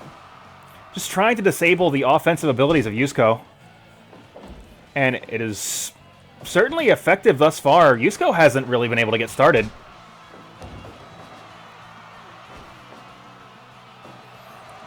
Big suplex from Orlando. Now that is a questionable bit of strategy. I say that, but Orlando showing his own MMA experience. Being reversed out of the mount tackle, but protecting himself. Looks like he's going for that big tombstone. Jumping tombstone right on Yuzko's head.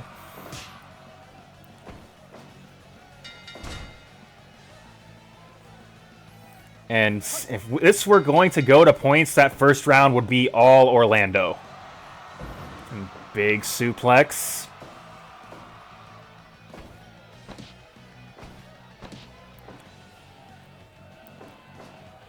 Oh, it looked like Orlando was going for that picture-perfect dropkick that he's known for. He will hit that rock bottom. And once again, trying to mount that jiu-jitsu expert.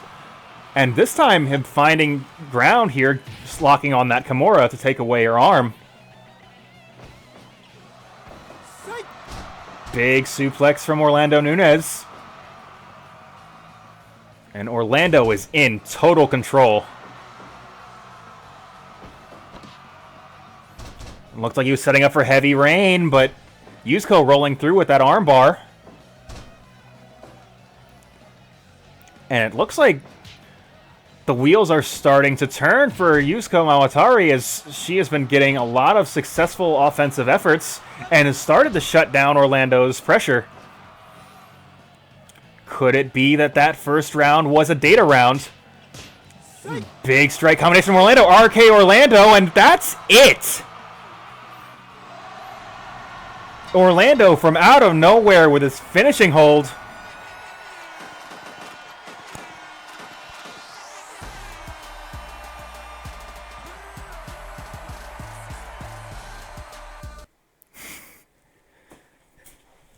And man, that theme song is just so good.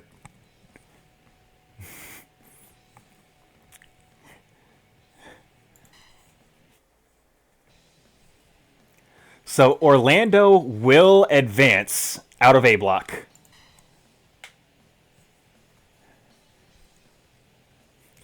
Look, I think Jamel put it best. Everyone, when you step into the squared circle, when you step into the octagon, like, you are a grown adult, and you got to handle your own business. Yuzko Mawatari was not able to handle the Orlando Nunes, and was put down by the RK Orlando. So when Orlando defeated Yuzko in that match, you may have noticed Orlando had his own music blasting. The theme of Orlando Nunes. That theme, of course, was produced, and this is a shoot, by Maglo. The same Maglo of the Maglo Open Challenge. Let's not waste anybody's time. Let's go right into the Maglo Open Challenge, where Maglo will have to defend himself against an actual factual bear.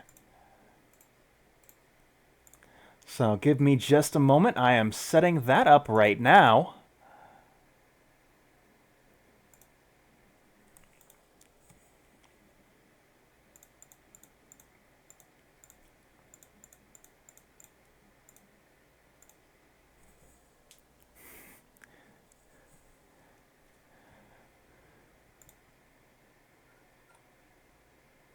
Let's see.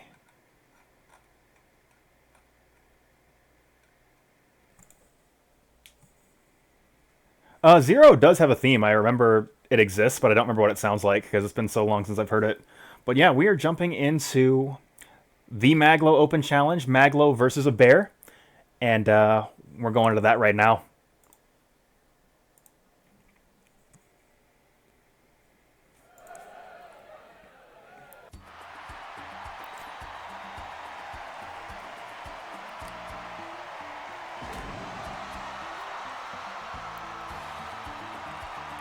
Of course, you can go to maglo.bandcamp.com to find not specifically the theme of Orlando Nunes, but a lot of his current work.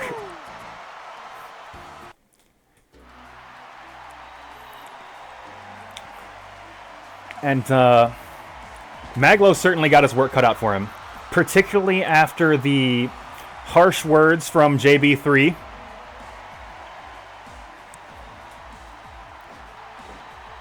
Suggesting that Maglo does not deserve a showcase spot in Blake's House Wrestling.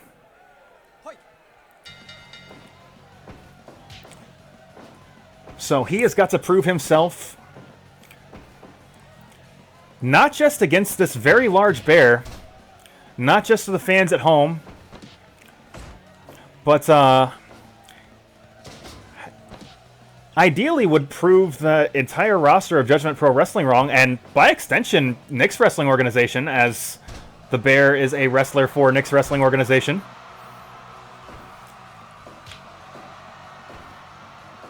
But right now, Maglo is struggling to fight against this absolutely monstrous competitor.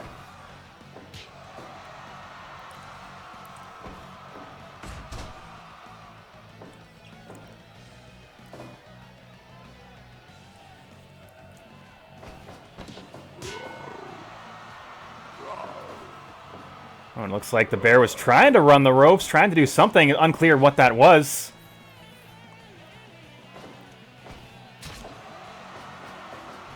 Thumb to the eye and huge punch.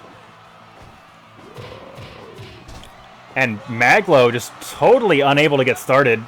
And there is that chokehold that got the bear 4 eliminations in the Maglo Battle Royal.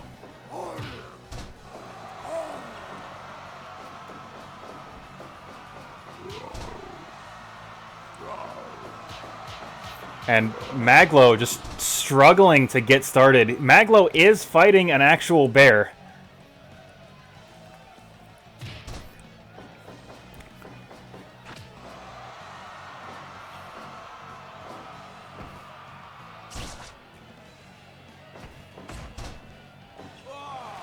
And there's once again that patented chokehold.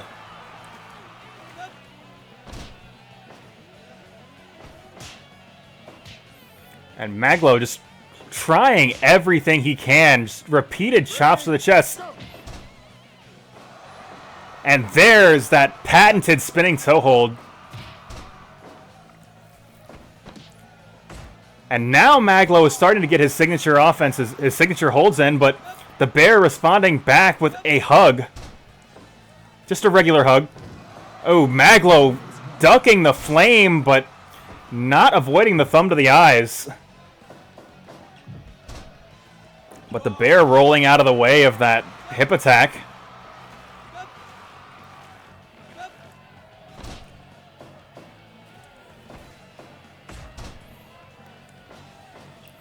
Maglo getting some very limited offense, but once again going to his signature hold.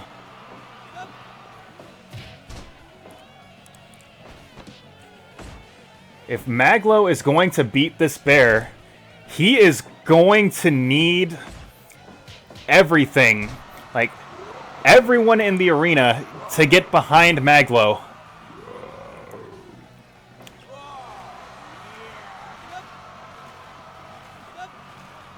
But he is just having a great deal of trouble getting any momentum. There's that patented double arm DDT that he's known for using.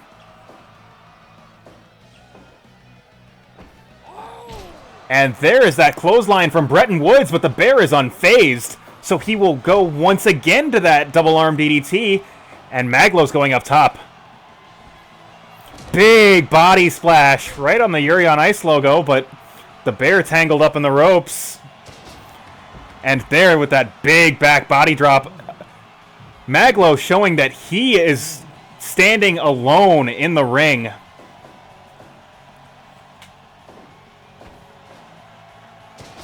And Maglo with that Samoan drop. Looks like he's running the ropes. Maglo's starting to get things going. Big snapmare. Another clothesline from Bretton Woods. Maglo going for the cover. 1, 2. Only gets 2. But I think now the people in the stands and the people at home can finally start to get behind their champion, the People's Champion, with hitting with that big sliding D. And another double arm DDT. It looks like Maglo's found a couple of holds that are more effective against the Bear. And there's that big tackle he's learned from Raiden. And Maglo going for the Maglo driver. But he's not done yet. And that could prove to be his undoing, as he did not go for the cover after his signature hold, but he refuses to tap out to that patented chokehold.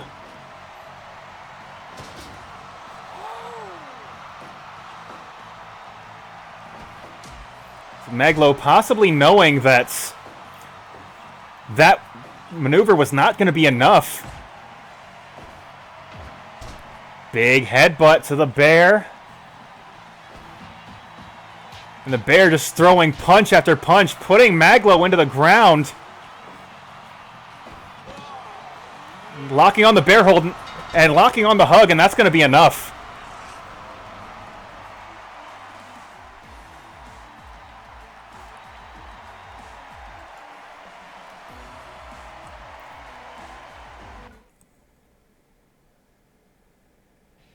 And the Bear winning with regular hug.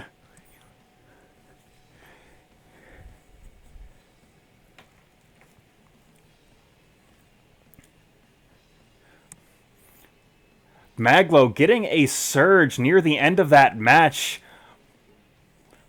but it was not enough to defeat the trained Bear of Nick's wrestling organization.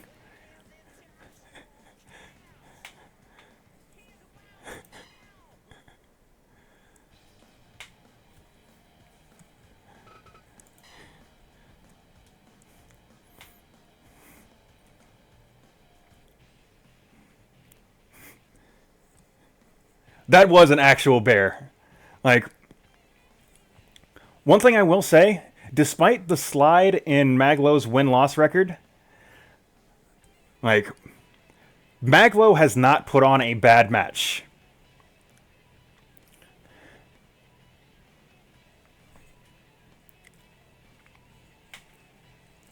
Let's see, you missed, let's see. You missed 7 matches thus far. Ringi from Tepu versus Crazy Legs from Def Jam. Princler versus COLBY, live via Sattelite in Japan. You missed a very good, capital V, capital G, very good segment that Drew and Antonio put on, which fed into their match against NXT's The Ascension. There was the Maglo Battle Royal. There was a fatal 4-way with PJ King of Games, JJ Mondo, El Idolo from Nick's wrestling organization, and somebody's dad, Shane McMahon, which Shane McMahon did win that match.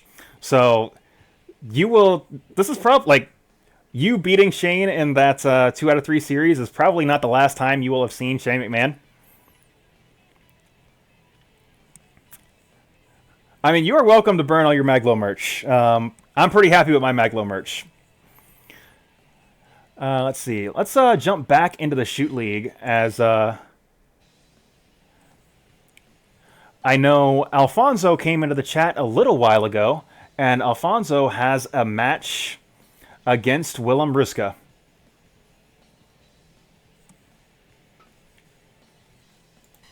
Willem Ruska, of course, a standout competitor on New Legacy's Fire Pro stream, where he was a regular fixture in the Brawl for All. And Ruska going for those arm locks, which certainly is going to be the strategy that he employs over the course of this match. That cross arm breaker of his can come out of nowhere.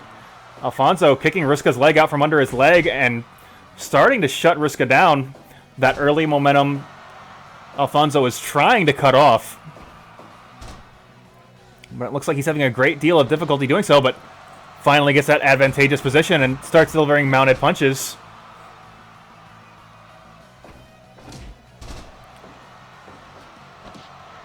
And this time Ruska now going back to this time to a chokehold.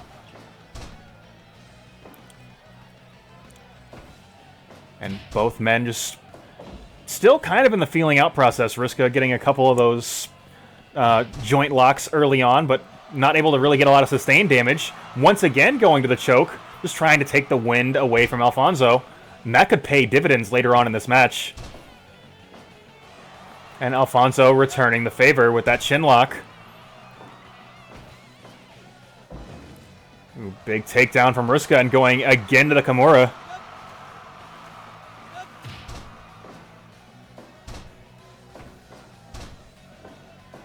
And Ruska going on with that patented cross arm breaker, and Alfonso possibly saved by the bell. Things not looking good for Alfonso thus far. And Ruska once again going to another arm lock.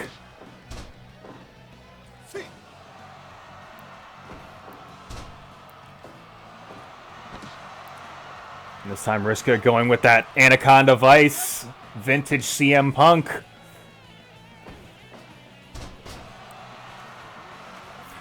Alfonso totally unable to get anything started. Just when he thinks he's got the answer, Ruska changes the question and targets a different limb from a different angle.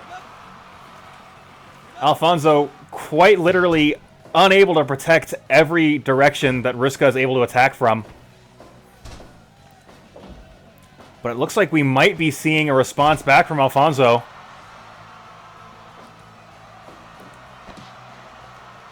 And just as I say that, Ruska again slowing things down with that scarf hold.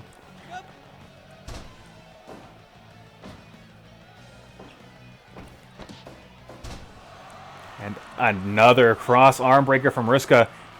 Just taking all the power away from Alfonso. And you can see Alfonso's favoring that arm.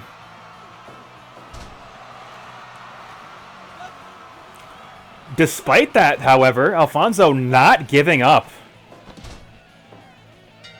I believe Alfonso is up in points. If he can survive for 3 minutes, he may still advance out of this block. But that is going to be extremely difficult to do as Ruska once again locks on another arm hold. And that match was all Willem Ruska. Alfonso got a couple of early maneuvers in, but just totally unable to shut off Ruska's offensive momentum.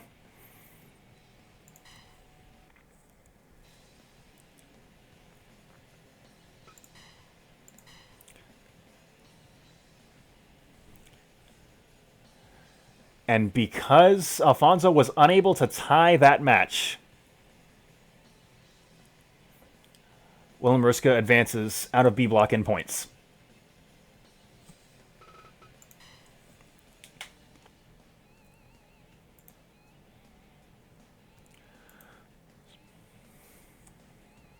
So,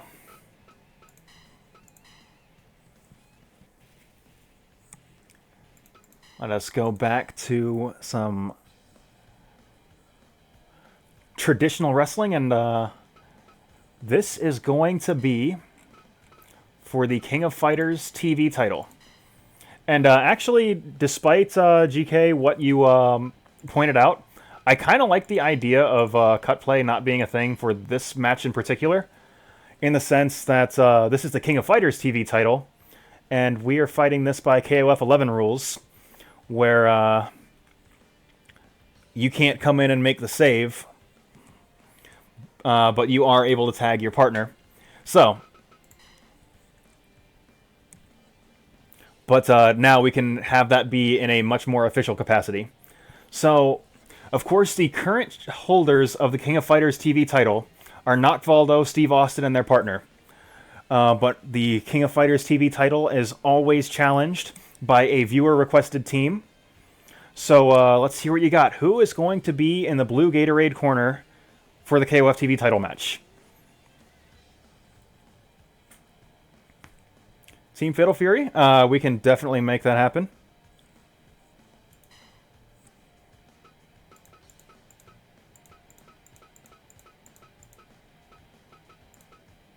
Let's see. Alright, so Team Fatal Fury gives us a lot of options. I mean, Terry has to be on Fatal Fury. But, I'm sure you guys saw we have...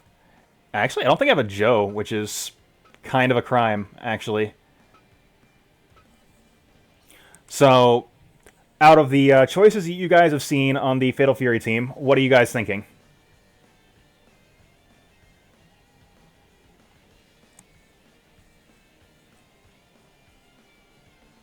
Duck King. I'm cool with Duck King.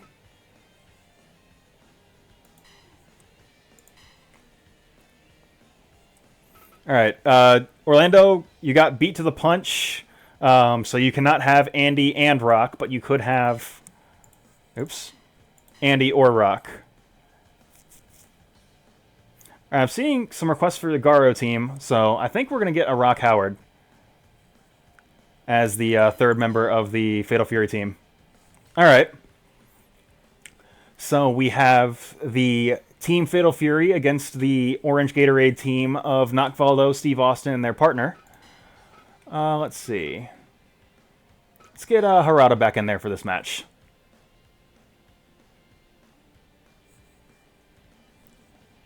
Anchor Terry? We can have Terry on Anchor.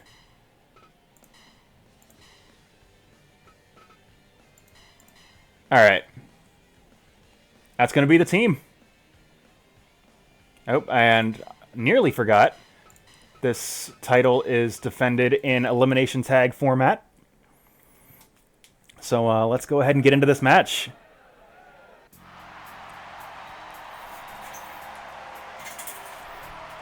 In the blue Gatorade corner, the challengers as requested by you, the audience, Team Fatal Fury, Terry Bogard, Rock Howard, and Duck King.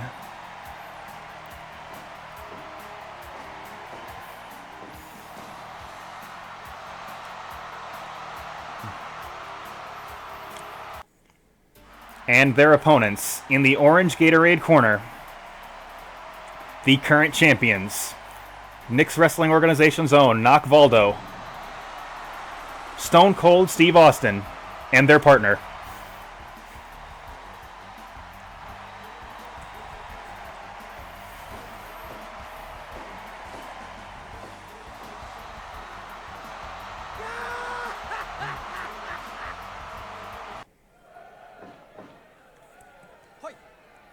And we are starting off with the two most wild competitors in this match, Duck King and Nock, Voldo. And Duck King beating Voldo to the punch, but not able to connect with that running big boot.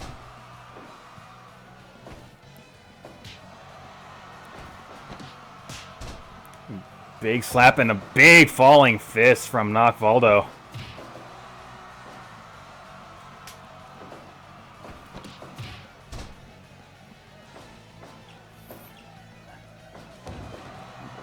Now, of course, we have Rock Howard. Oop, Nock, Voldo tagging his partner into this match. Rock Howard just dropping knees onto his opponent. Ooh, picture perfect dropkick right into the back of Rock Howard.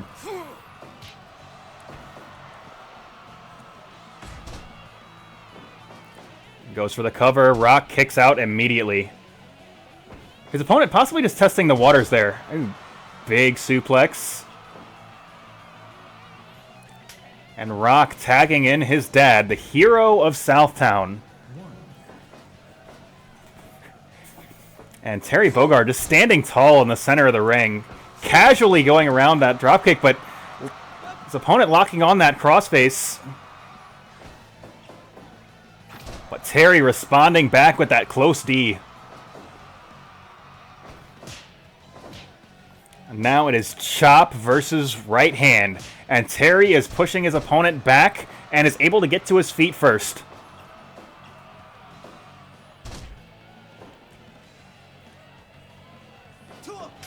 And his opponent tagging in the Texas Rattlesnake. Steve Austin is now in this match. And Terry Bogard just continuing that offensive onslaught, throwing hand after hand, trying to keep the Orange Gatorade team from being able to get started in this matchup. And there is another close D from Terry Bogard. And Terry locking on some kind of combination arm and neck hold. Possibly some offense learned from his partner Blue Mary. And both Terry and Austin jockeying for position, and Terry currently the one on top, but Terry electing to go back to his own corner and bring Duck King into this contest. Like, keeping up with Steve Austin and his partner may have been a little bit much, and that's why Terry went back to his own corner and got a fresh man into this match.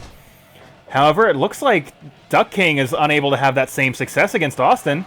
And just as I say that, big lift and then drop into the blue Gatorade corner. And Duck King will bring Terry Bogard back into this match. And Austin escaping that big kick from Bogard. And able to get back to his own corner.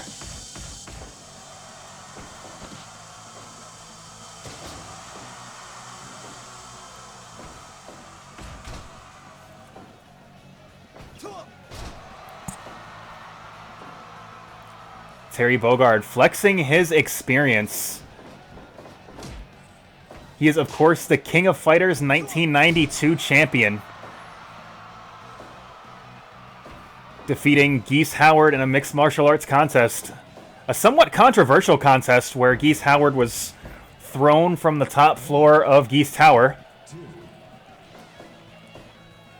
And just like Geese Howard, Nock Voldo was thrown out of the ring. Big kangaroo kick from the hero of Southtown. And now it is Terry Bogard locking on that spinning toe hold. It has been the Terry show thus far. But Terry bringing Duck King back into this match. And Duck King very literally brought into this match by his opponent. And it is now his opponent thrown to the outside. Ooh, picture perfect drop kick right to the back of the head. That could be what the Orange Gatorade team needed to get something started, but it looks like that's not going to be the case. As that is still all Fatal Fury.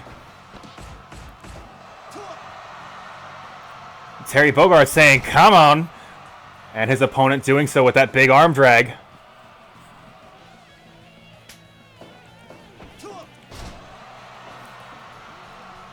Terry responding back with an arm drag of his own. And trying to throw hands against Terry Bogard is a mistake. He is a legend in the mixed martial arts world.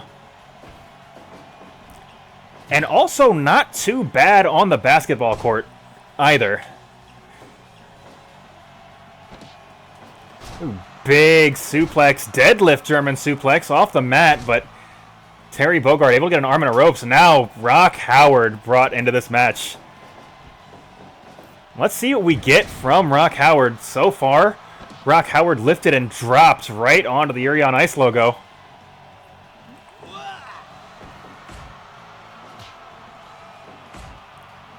Rock Howard just unleashing elbows. And Nock Voldo responding back with strikes right to the face of Rock Howard, and Nock on his feet first. Big falling fist. And I think Nock Voldo is going back to his own corner.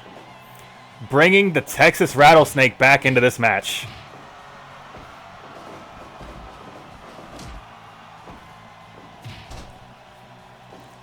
And just as I said, Terry Bogard is not somebody you want to throw hands against.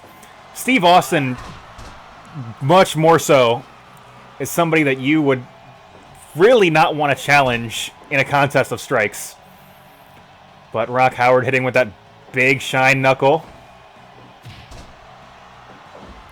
And able to get back to his own corner and bring Duck King into this match. Big rolling cover. Only gets 2.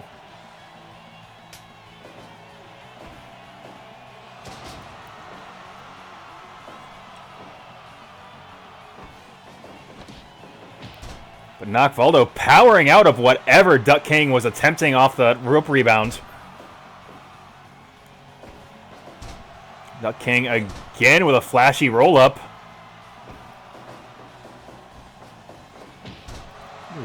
Big lariat, and Duck King showing off his offensive and athletic prowess. Just sidestepping that toe kick and hitting that spinning heel kick of his own. And another big flash roll-up right on the SNK logo.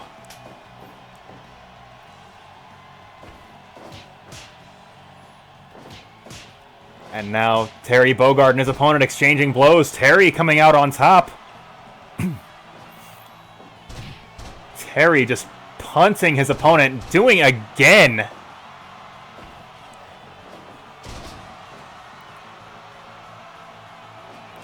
Terry running the ropes. Big sit-out lariat from the legendary Hungry Wolf. His opponent going up top. But Terry rolls out of the way of the elbow drop and hits a power dunk. And goes for the cover. 1, 2, 2.9. And his opponent tagging Steve Austin back in. And Duck King and Austin slugging it out. Neither side able to really gain ground. But Austin is to his feet first.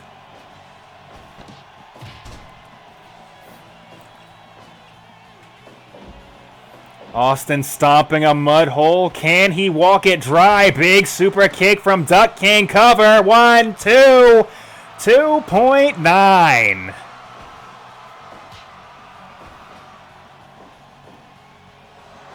Austin with that patented pile driver right on the Duck King's big hair. Hopefully it was heavily padded, but does get a 2.9 out of the deal. And Duck King wants out of this match and is elected to bring Terry Bogard back into this contest.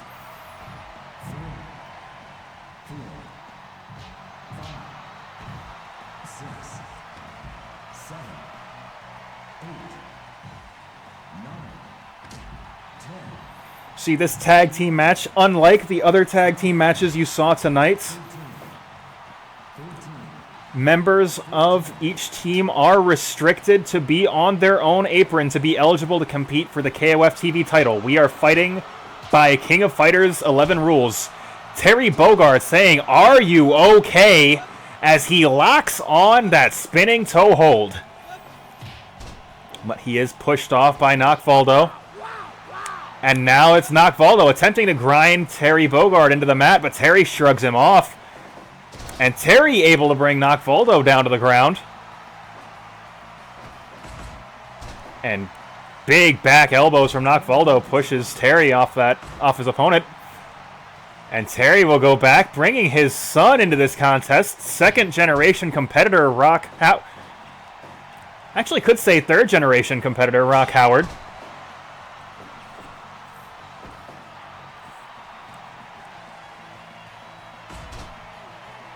And Nock Voldo going back to his own corner and bringing the Texas Rattlesnake back into this contest. Steve Austin possibly going for his patented mud hole stomping in the orange Gatorade corner. And that's Rock Howard's patented crack counter. And Austin is crumbling to the mat after that kick to the side. Big leg lariat. And that is a power dunk of his own from Rock Howard. And Steve Austin is scrambling to find an offensive maneuver that will shut down Team Fatal Fury. But that could be it. Stunner, stunner, stunner. My God, is that going to turn this match around? No, Rock Howard is back to his feet. And Rock Howard going for the Tony Jaa, but Austin blocks it. And Austin now shooting Rock Howard into the blue Gatorade corner. Going to the high blue Gatorade district. And is pushed to the mat, and another power dunk. And Austin is dazed. Terry will pepper him with shots. And Austin's going to go back to his own corner. He doesn't want any more of this. So we will go back to Nock Voldo, but Terry Bogard isn't done as he clubs Austin.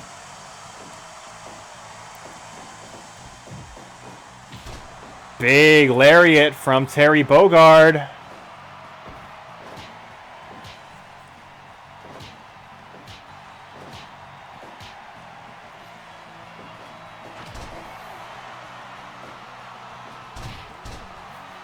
And it very much feels like Team Fatal Fury is playing with their food at this point. This has been an all Fatal Fury contest. Terry going up top for something. Big double knee drop. Followed by a falling fist. Big slam onto the center of the mat.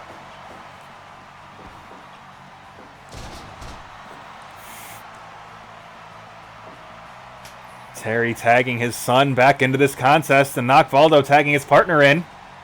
And Rock Howard shot to the outside, much like his biological dad. Off of the top of Geese Tower.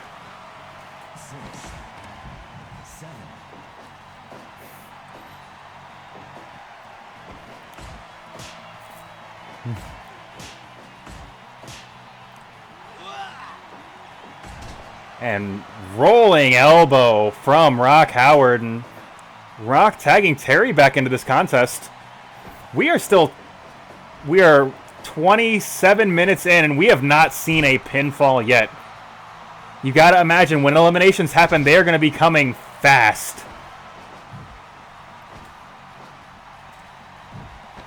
Terry Bogard putting in the tree of woe, his opponent delivering repeated toe kicks to the stomach. And going back to his own corner, bringing the Texas Rattlesnake back into this contest.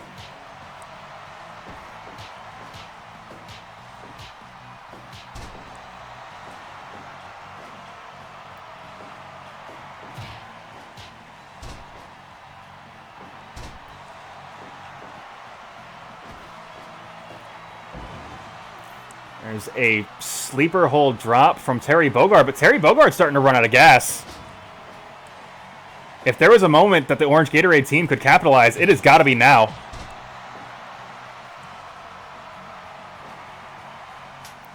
Terry bringing Duck King in. Duck King might be what this team needs, as it seems that Terry and Rock are somewhat confused about the rules of professional wrestling contest, but Duck King has a lot of pinning combinations in his move list. If there is anybody that can get elimination after elimination, it is going to be Duck King.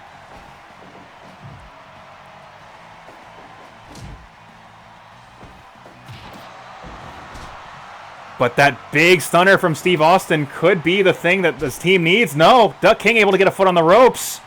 And he wants no part of the Texas Rattlesnake.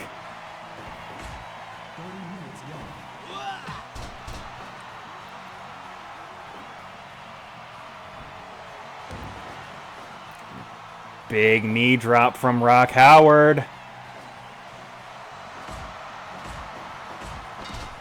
And Rock Howard's opponent submitted to mounted elbows.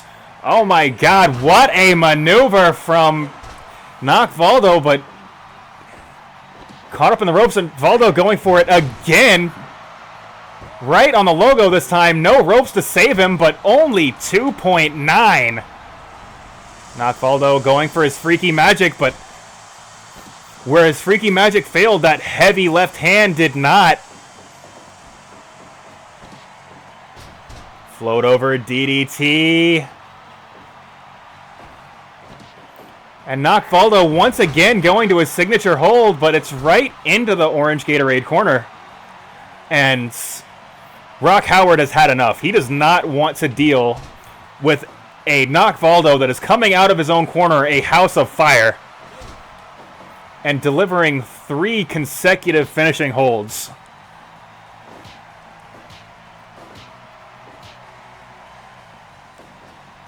Big super kick. Followed by a sit-out lariat, but Nock Voldo is still ticking.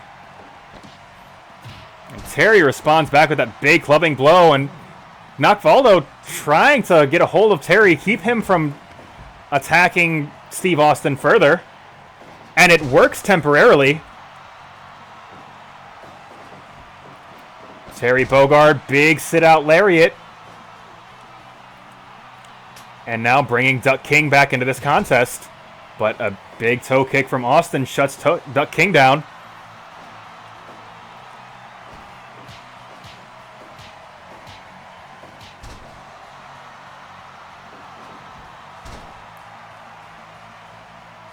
Duck King, a little bit confused there. Duck King with the stunner to Steve Austin. Oh my God.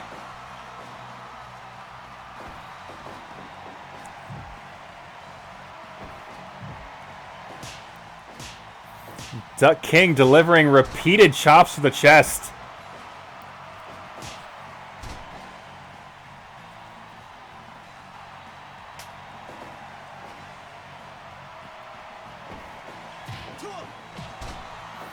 There's another Trouble in Paradise from Terry Bogard. Terry Bogard running the ropes. Another big lariat from the hero of Southtown. And this is kind of the matchup that you guys wanted to see in Terry Bogard versus Steve Austin slugging it out. And it looks like Terry Bogard's going to come out on top in this exchange. Can Nock Voldo break the streak? Can he, one, be the first member of a losing team to successfully get an elimination, or better yet, be the first team to successfully defend the King of Fighters TV title from the Orange Gatorade corner? That is a big ask, as we have Terry Bogard locking on the spinning toe hold, and he defeats Nock Voldo, and the streak remains alive. Terry Bogard saying, okay.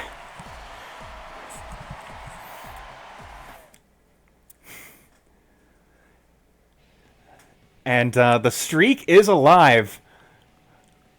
The winning team, with another clean sheet, with 0 eliminations on their own team, as well as the previous title holder, once again unable to defend the King of Fighters TV title. Let's see what happens next week when the King of Fighters TV title is back in the domain of King of Fighters.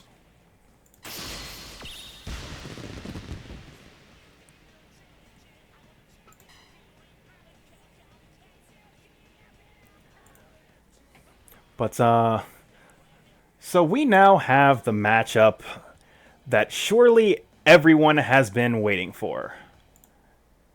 And, let me correct this a little bit.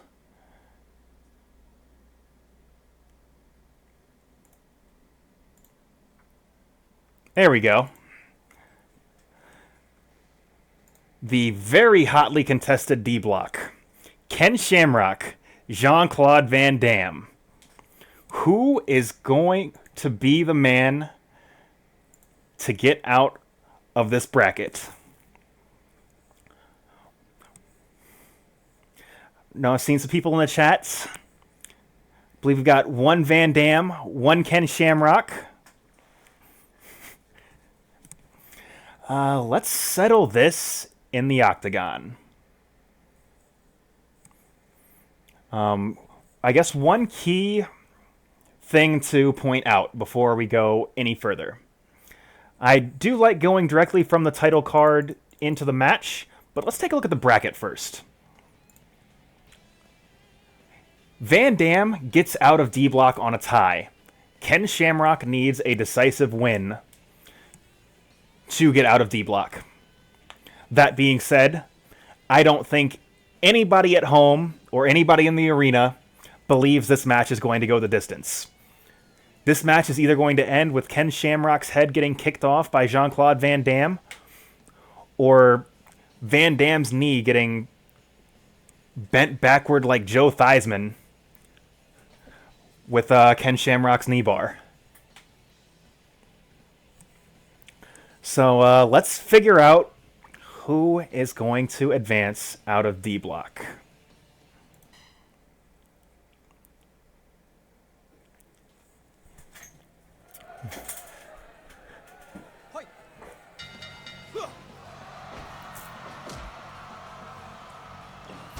Shamrock going for that double leg early, trying to lock on a hold. Possibly trying to repeat his victory against Taka Michinoku, which he won by submission in just 20 seconds. But this is certainly a much more even matchup.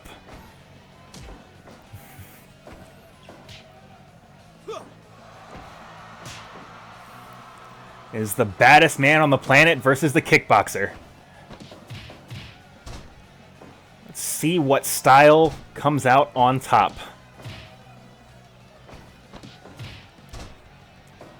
It is so scary seeing Jean-Claude Van Damme throw those absolutely devastating kicks, because any one of them could be the one that decides the match. And Ken Shamrock has really yet to get a hold on, and just as I say that, he gets mount position, but Van Damme pushes him off.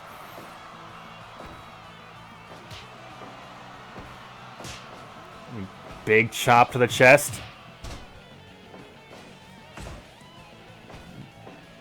Van Damme just not allowing Ken Shamrock to get into an advantageous position. And Shamrock just taking what he's got. Ooh, ducking under that leg kick with the double leg, neither connecting. And it's Van Damme, the first man to grab a significant hold in this match. Certainly not what anybody at home was expecting, and we go out of round one.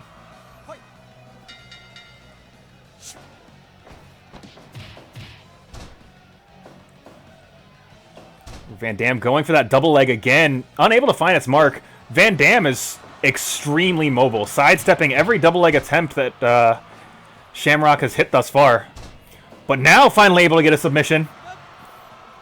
Trying to squeeze the life out of Jean-Claude Van Damme, but unable to do so. Big kick right into the jaw of Shamrock, but Shamrock is undeterred. Big sweep, kicking Shamrock's leg out from under his leg, and once again targeting the leg of Ken Shamrock.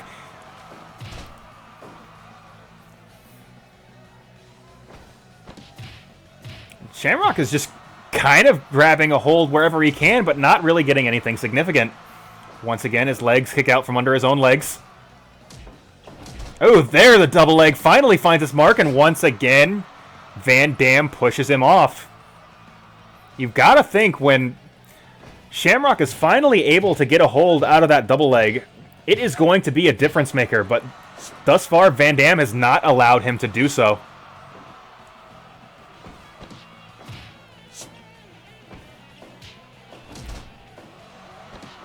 And once again, unable to get anything off the double leg.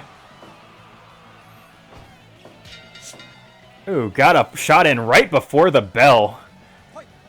But if I were scoring this on points, and I'm sure you guys at home have your own scorecards out, this has been round one and round two, Jean-Claude Van Damme.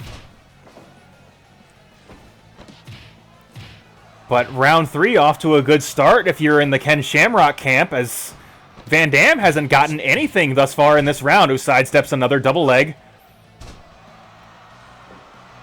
Ken Shamrock's MMA offense had been defended at every step of the way, but finally able to lock on that ankle lock from that mount position.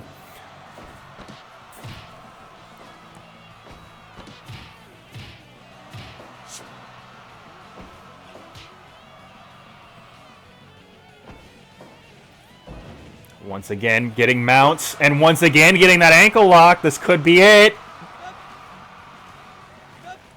But Van Damme submitted to the ankle lock. And as I said, if you were scoring this at home, this was all Van Damme, rounds 1 and 2. But at any given moment, just as Van Damme is one clean kick away from victory, Ken Shamrock is one hold away from victory, as he proved with that ankle lock. And Ken Shamrock will advance. The baddest man on the planet is the king of D-Block and is almost certainly the favorite going into the Final Four.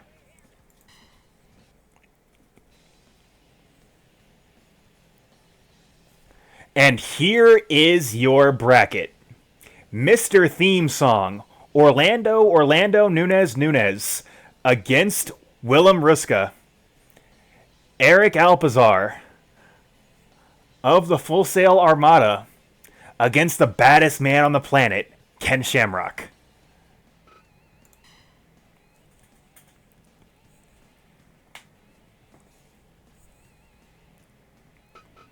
Yeah, it did save. Yeah, it saved.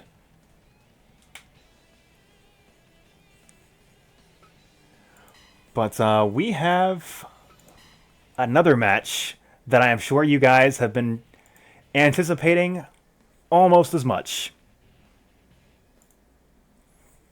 The Blake's House Championship. Jamel won the #1 contender spot last week, defeating James Holloway. Let's see here. In a 2 out of 3 falls contest.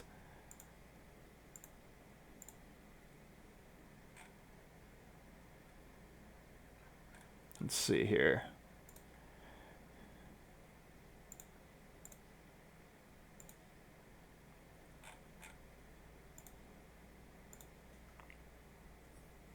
And let's see here.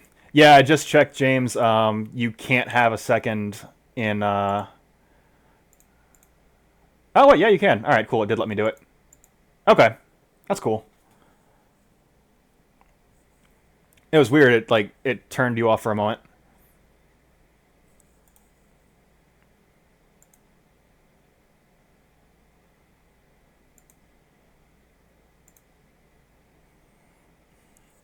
All right, so Hsien-Jo winning the #1 contender spot. Let's see. Against James Holloway in a 2 out of 3 falls contest.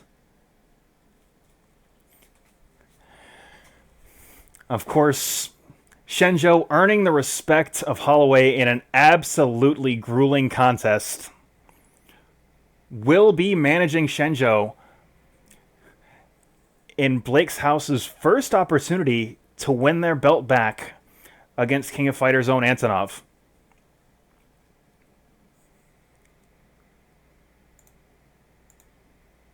So let's just get right into this contest. Oops, that's not what I wanted to click. There we go.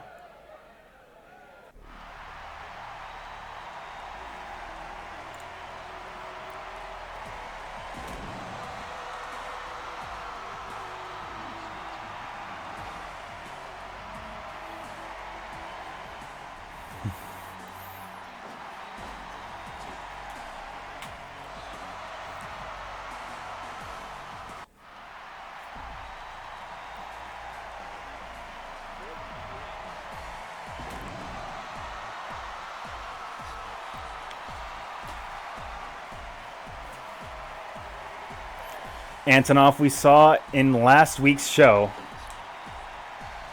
Or not last week, 2 weeks ago rather. Against the People's Champion Maglo with absolutely devastating elbows and the enormous back that he uses as a weapon.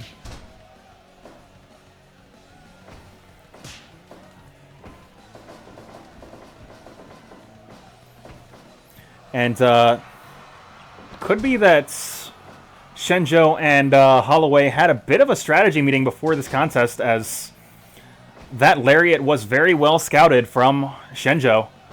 But Hsien-Jo unable to best Antinov in a test of strength, as just the sheer size and power of Antinov is a great deal to overcome. Big turnaround lariat, but Hsien-Jo not allowing Antinov to gain a lot of momentum.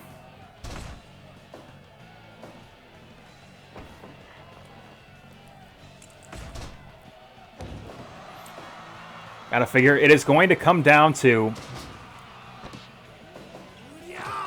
can these men hit their signature holds? Those big elbows and enormous back of Antinov. Of course, there is the ultimate Space Jam off the top turnbuckle from Hsien-Jo. And ooh, big lift and drop, putting Antinov right on his neck.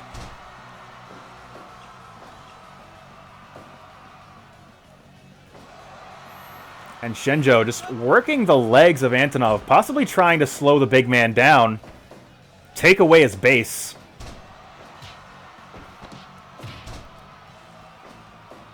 Hsien-Jo off to a good start here, goes for the cover early, and gets a 1 on a possibly sleeping Antinov. And Hsien-Jo just not allowing Antinov to get anything going, and I can't say that I blame him. When you've got the advantage, you need to press that. And now both men just getting into a strike exchange. Hsien-Jo pushing Antinov back. And Hsien-Jo to his feet first. Suplex blocked. Suplex by Antinov. Pushing Hsien-Jo into the orange Gatorade corner. Hsien-Jo possibly going for the Space Jam. And whatever it was blocked by Antinov. And Antinov not electing to do anything off the orange Gatorade district. Big body splash. Followed by a huge headbutt from the very hard-headed Hsien-Jo. And he once again locks in a chin lock.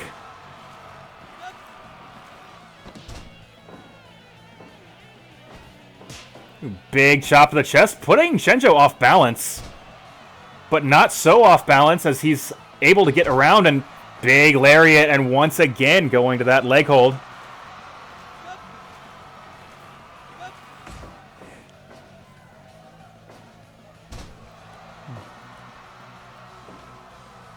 Hsien-Jo continuing to work the legs of his larger opponent. All that weight that Antinov has to carry around on those now injured legs are going to be a factor as this match drags on.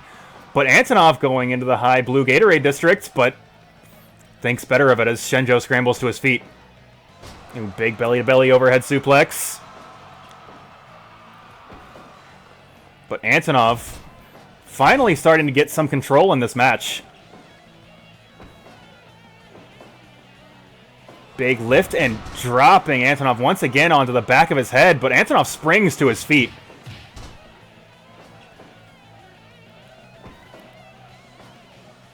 Big Olympic slam. I didn't even know Antinov had that in him. He did not pull that out in his last championship contest. Running the ropes and just punts Hsien-Jo with a kick right to the side of the head. And it looks like Antinov is finally fired up. Big running shoulder tackle. And once again, a rebound lariat. And Antinov showing off his very large back. And a big boy senton off the top rope. And once again, a kick to the side of the head. Hsien-Jo responding back by dropping Antinov right on his head. Goes for the cover, but Antinov able to get a foot on the ropes.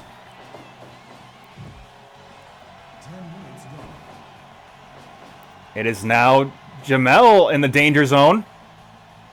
It's Antinov with a big Samoan drop. Avalanche off the second. Antinov able to connect with his back, and now going up top again. Now it is Antinov, senton off the top turnbuckle, running the ropes, and punts Hsien-Jo once again. Jamel proving that he is the king of this ring, but not electing to stand alone, follows Antinov to the outside. Big suplex, dropping Antinov once again onto his neck, possibly targeting it at this point as he goes for that suplex again.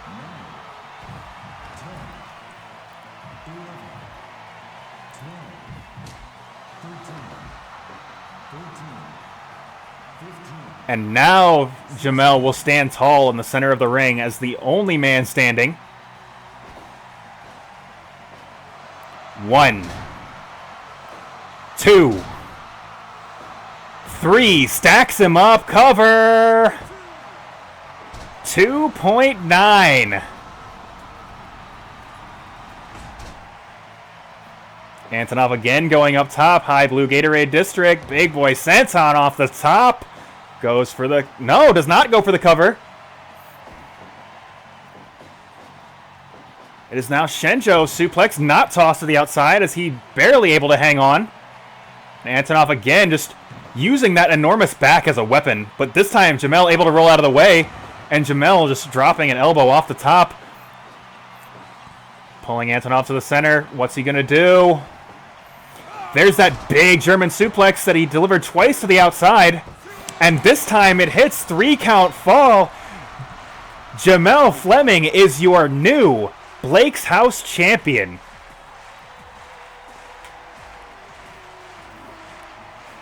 Jamel unable to take Antinov to the Space Jam, but was able to take the Blake's House championship back to Blake's House.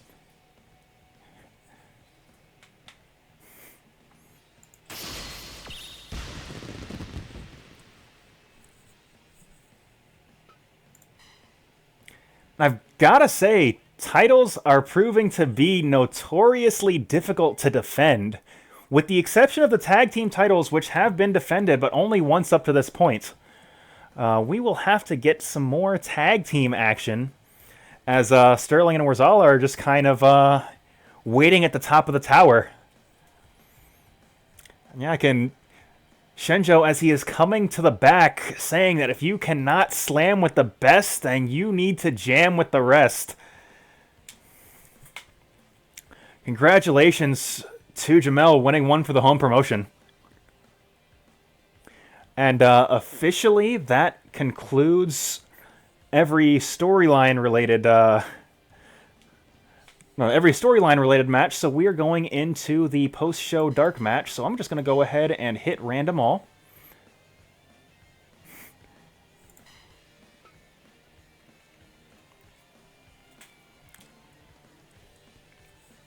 All right. I'm not sure what y'all are thinking on the blue Gatorade corner, but we are definitely going with Austin_Walker as the red Gatorade corner.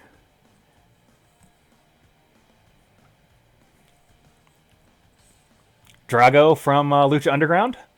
Alright. Can work with that.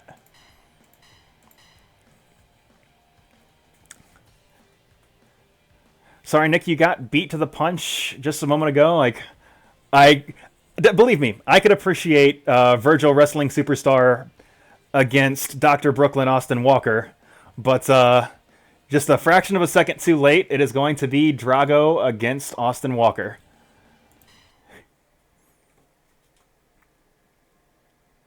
Honestly, yeah, I think 2.9 should be the emote.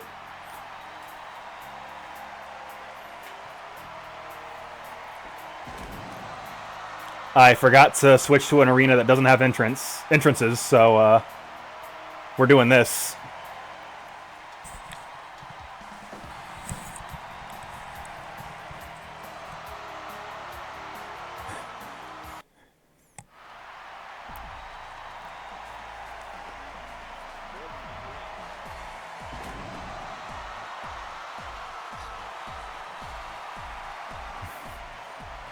Hey, appreciate you tuning in. I know, you don't like staying up too late to watch my show, but I appreciate you coming in and watching it. And appreciate you hanging out and seconding for Jamel's championship victory.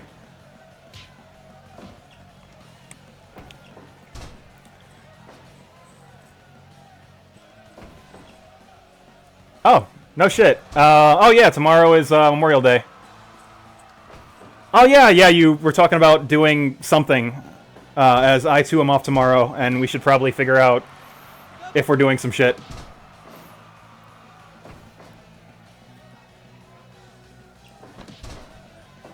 Yeah, Professor Killa, Dr. Brooklyn, and a whole host of other nicknames that I wish I could remember off the top of my head, because they're all excellent. I mean, I'm partial to Dr. Brooklyn, because that sounds raw as fuck.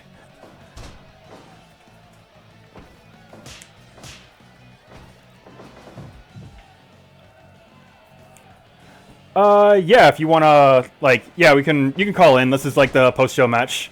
And, Sloth, I appreciate you coming in and, tuning into the match, as well as a bunch of new people. Hopefully y'all stuck around.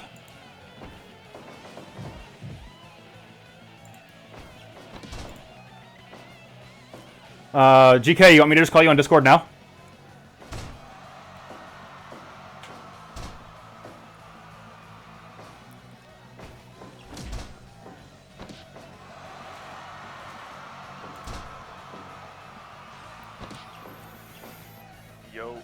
Yeah, what's happening, man? Alright, so definitely got some stuff I'd like to talk about for next week. Alright. So, I mean, for those of them that don't want the spoilers, I think it'd be good to at least wait until... Yeah, like, yeah, like, when I officially go off air, we can talk about, like, plans for, like, what we're writing up. Yeah, like right now, just kind of chilling if people are in the chat and want to hang out, and watching Austin Walker fights Drago from Lucha Underground. Yeah, Ty, please. We're still live. If you're just getting back to the show, like officially, this is a dark match. Like the last storyline match ended about maybe 5 minutes ago. So, like, I just kind of put it on random all, and I'm going to run this before I officially go off air. And, honestly, Blake, that is something I very much want to do. Is, like, start clipping some of the stuff that this has been going. And, like, submitting that as commentary reel. Because that was originally the whole point of this, is to practice getting decent at commentary for when, one, I'm probably going to call some of the Def Jam tournament. And like if there's any other FGC stuff locally that I can get involved in, I'm gonna try my hand at commentary there as well, because I think my my days as a player have passed me by.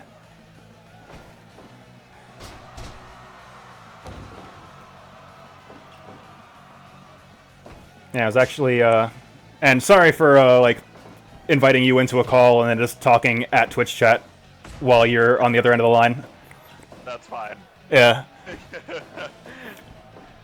That's why I was just like, I'll wait. Alright. Yeah, I know, the last, monthly I went to, they were just, like, asking for commentators for Dead or Alive, but at that point, I've maybe played an hour of Dead or Alive and don't know the game well enough to commentate. Yeah, but, yeah.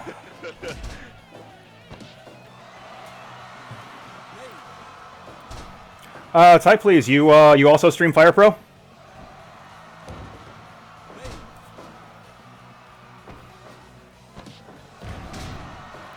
Okay, oh, you're a speedrunner.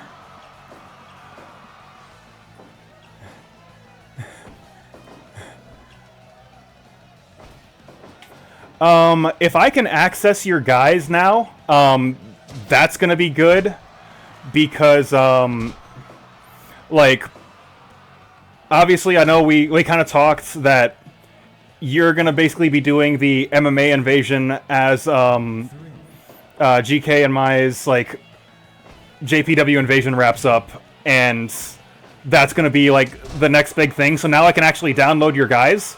That was the big thing I needed you to do today, and as far as I know, you took care of it. So I think we're good. Also, GK... Stalin's probably going to see some more action, as there will now be an MMA division once the Shoot League finally wraps up. Yep, which will be cool. Yeah.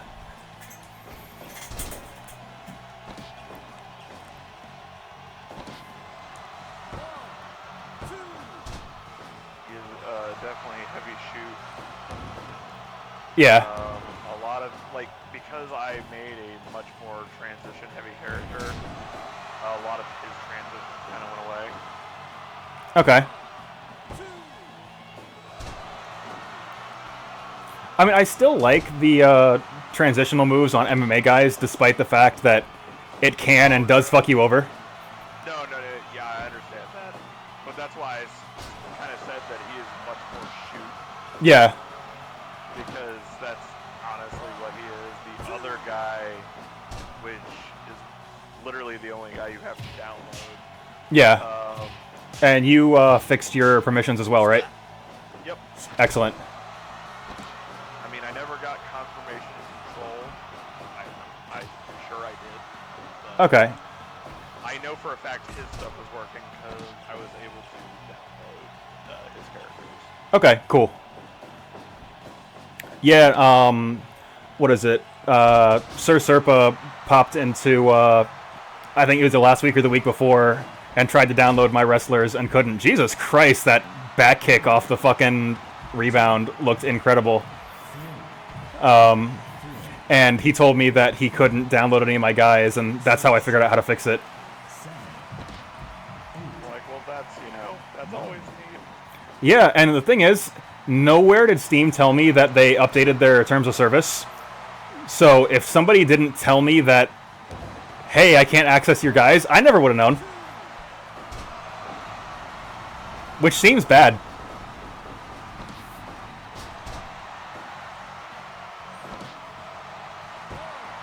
And yeah, according to Troll in the chat, we're good, so.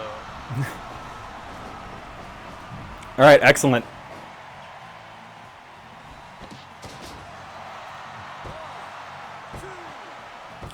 So, Ty, please, as a game that I would play with other people, No Mercy is my favorite wrestling game, because, I think it's one of the few wrestling games that holds up when two people are actively trying to win a match.